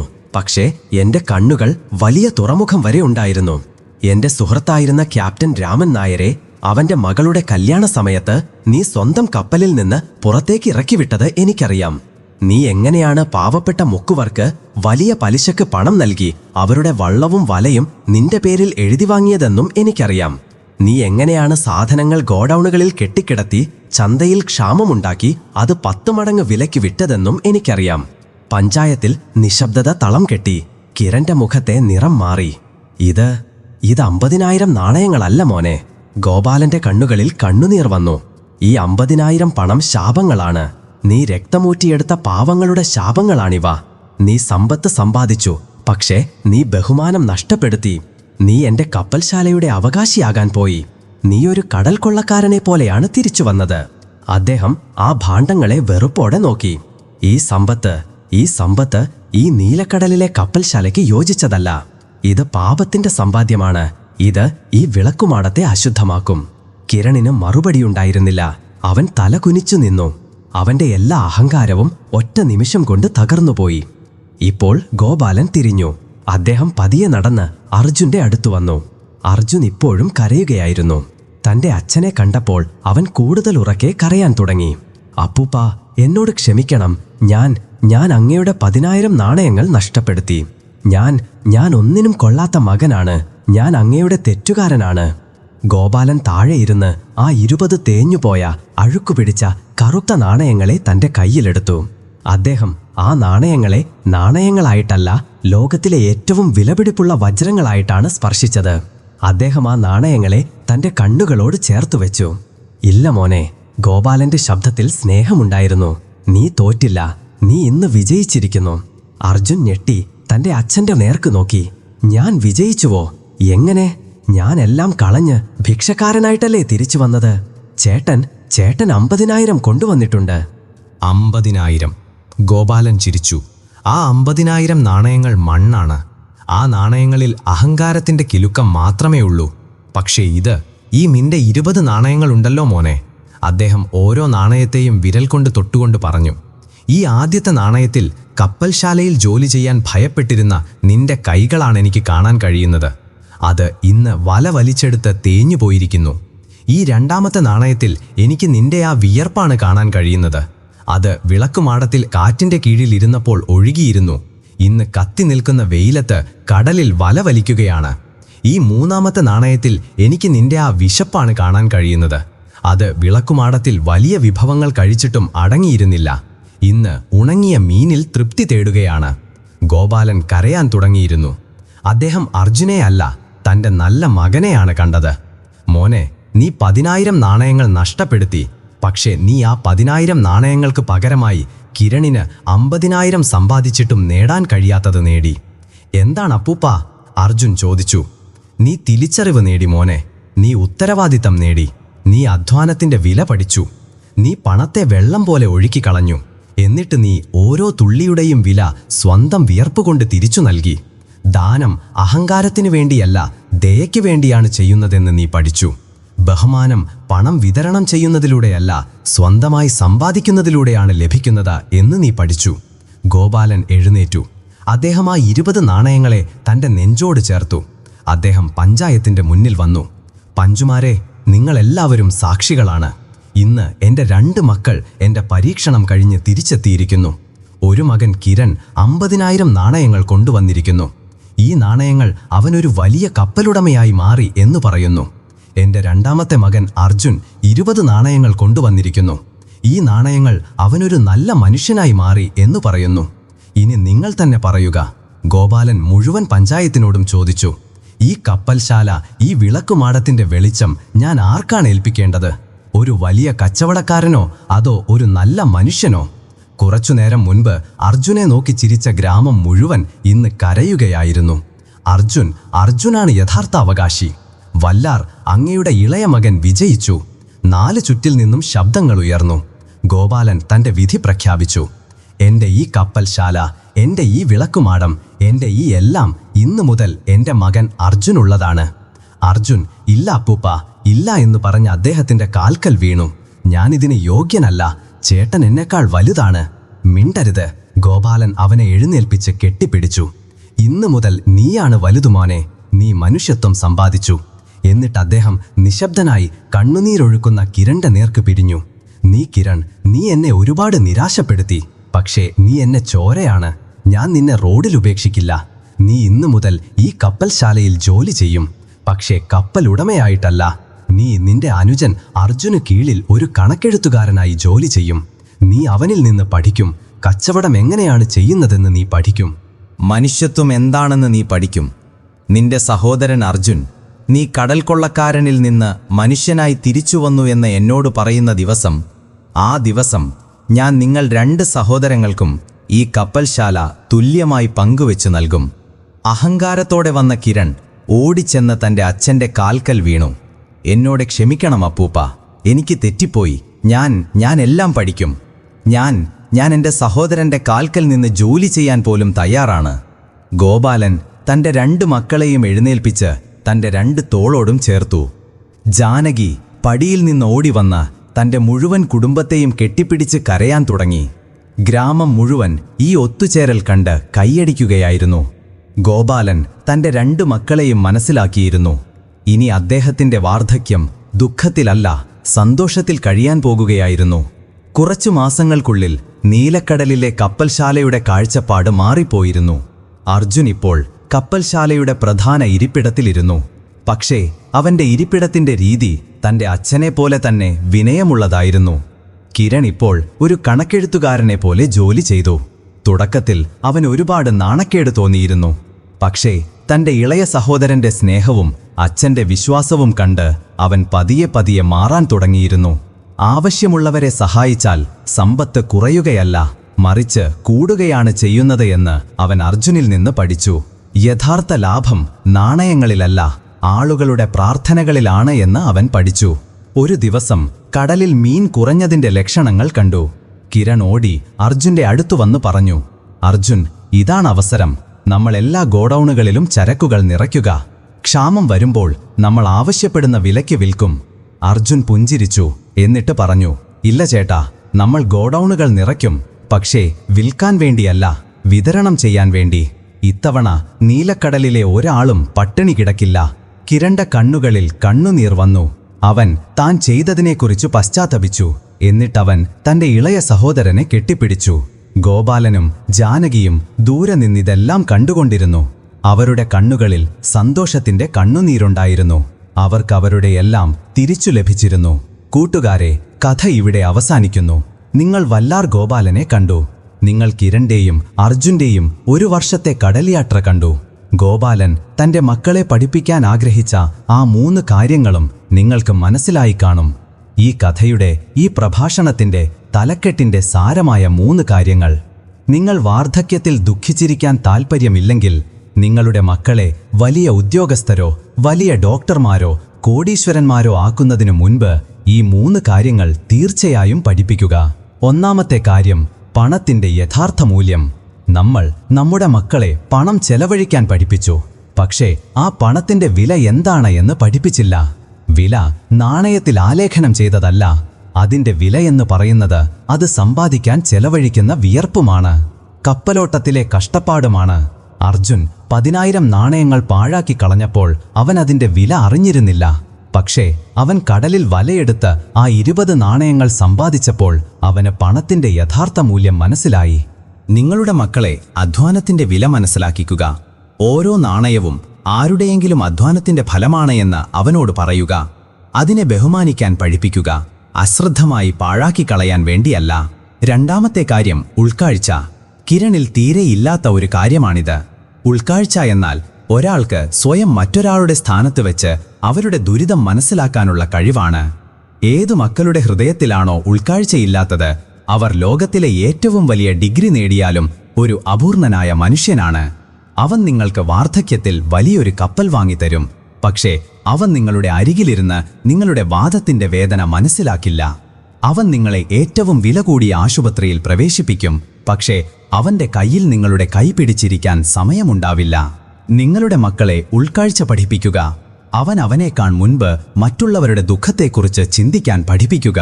കാരണം നമ്മളെല്ലാവരും ഒരേ കടലിലെ യാത്രക്കാരാണ്. മൂന്നാമത്തെ കാര്യം, ഉത്തരവാദിത്വം. അർജുൻ ഹൃദയം കൊണ്ട് നല്ലവനായിരുന്നു, പക്ഷേ ഉത്തരവാദിത്വമുള്ള കപ്പിത്താനായിരുന്നില്ല. കിരൺ ഉത്തരവാദിത്വമുള്ളവനായിരുന്നു, പക്ഷേ മനുഷ്യനായിരുന്നില്ല. ഉത്തരവാദിത്വമെന്നാൽ പണം സമ്പാദിക്കുക മാത്രമല്ല, ഉത്തരവാദിത്വമെന്നാൽ സ്വന്തം കടമ മനസ്സിലാക്കുക എന്നതാണ്. ഒരു മകന്റെ കടമ, ഒരു മനുഷ്യന്റെ കടമ. ഏതു മക്കളെയാണോ നിങ്ങൾ സ്വന്തം ഉത്തരവാദിത്വം മനസ്സിലാക്കിയത്, ആ മക്കൾ വാർദ്ധക്യത്തിൽ നിങ്ങളെ ഒരിക്കലും ഒരു ഭാരമായി കണക്കാക്കില്ല. അത് നിങ്ങളെ തന്റെ ഏറ്റവും വിലയേറിയ ഉത്തരവാദിത്വമായി കണക്കാക്കുകയും സ്നേഹത്തോടെ നിർവഹിക്കുകയും ചെയ്യും. പണത്തിന്റെ മൂല്യം, ഉൾക്കാഴ്ച, ഉത്തരവാദിത്വം. ഇതാണ് ആ 3 കാര്യങ്ങൾ. ഇതാണ് ആ 3 വഴിവിളക്കുകൾ. കൂട്ടുകാരെ, കഥ അവസാനിച്ചു. ഗോപാലന്റെ പരീക്ഷയും അവസാനിച്ചു. പക്ഷേ യഥാർത്ഥ പരീക്ഷണം ഇനി നിങ്ങളുടേതാണ് തുടങ്ങിയിരിക്കുന്നത്. ഈ കഥ, ഈ ചോദ്യം ഞാൻ ഇന്ന് നിങ്ങളുടെ അടുക്കൽ ഉപേക്ഷിക്കുകയാണ്. നിങ്ങൾ നിങ്ങളുടെ മക്കളെ എന്താണാക്കി മാറ്റുന്നത്? നിങ്ങൾ അവനെ ഒരു ധനികനായ പക്ഷേ കരിങ്കൽ ഹൃദയമുള്ള കിരണിനെയാണോ ആക്കി മാറ്റുന്നത്? അതോ നിങ്ങൾ അവനെ ഹൃദയം കൊണ്ട് നല്ലവനായ പക്ഷേ അശ്രദ്ധനായ അർജുനനെയാണോ ആക്കി മാറ്റുന്നത്? അതോ നിങ്ങൾ അവനെ ഇതിനെല്ലാം മുകളിൽ ഒരു ഉത്തരവാദിത്വമുള്ള, ഉൾക്കാഴ്ചയുള്ള, കരുണയുള്ള മനുഷ്യനെയാണോ ആക്കി മാറ്റുന്നത്? ചിന്തിക്കുക, തീർച്ചയായും ചിന്തിക്കുക. ഈ കഥയോ ഈ ചിന്തകളോ നിങ്ങളുടെ ഹൃദയത്തിന്റെ ഏതെങ്കിലും ഒരു കോണിൽ സ്പർശിച്ചിട്ടുണ്ടെങ്കിൽ, അത് നിങ്ങളെ ഒരു നിമിഷത്തേക്ക് ചിന്തിക്കാൻ നിർബന്ധിച്ചിട്ടുണ്ടെങ്കിൽ, എൻ്റെ ഒരൊറ്റ അപേക്ഷയാണ്, ഈ വീഡിയോ നിങ്ങൾ നിങ്ങളുടെ അടുക്കൽ മാത്രം വെക്കരുത്. ഇത് പങ്കുവയ്ക്കുക. നിങ്ങളുടെ കുടുംബാംഗങ്ങളുമായി, നിങ്ങളുടെ കൂട്ടുകാരുമായി, സ്വന്തം മക്കളെ ഒരുപാട് സ്നേഹിക്കുന്ന എല്ലാ മാതാപിതാക്കളുമായി. ഏറ്റവും പ്രധാനമായി അഭിപ്രായം അറിയിക്കുക. ഈ കഥയിൽ നിങ്ങൾക്ക് ഏറ്റവും ഇഷ്ടപ്പെട്ടത് ആരായിരുന്നു? കിരണോ, അർജുനോ, അതോ വല്ലാർ ഗോപാലനോ? ഈ 3 കാര്യങ്ങളിൽ ഏത് കാര്യമാണ് നിങ്ങൾ നിങ്ങളുടെ മക്കളെ ആദ്യം പഠിപ്പിക്കാൻ ആഗ്രഹിക്കുന്നത്? നിങ്ങളുടെ ചിന്തകൾ ഞങ്ങൾക്ക് വളരെ വിലപ്പെട്ടതാണ്. നിങ്ങളെല്ലാവരും എന്നെ ഇത്രയും ശ്രദ്ധയോടെ കേട്ടതിന് എൻ്റെ ഹൃദയം നിറഞ്ഞ നന്ദി.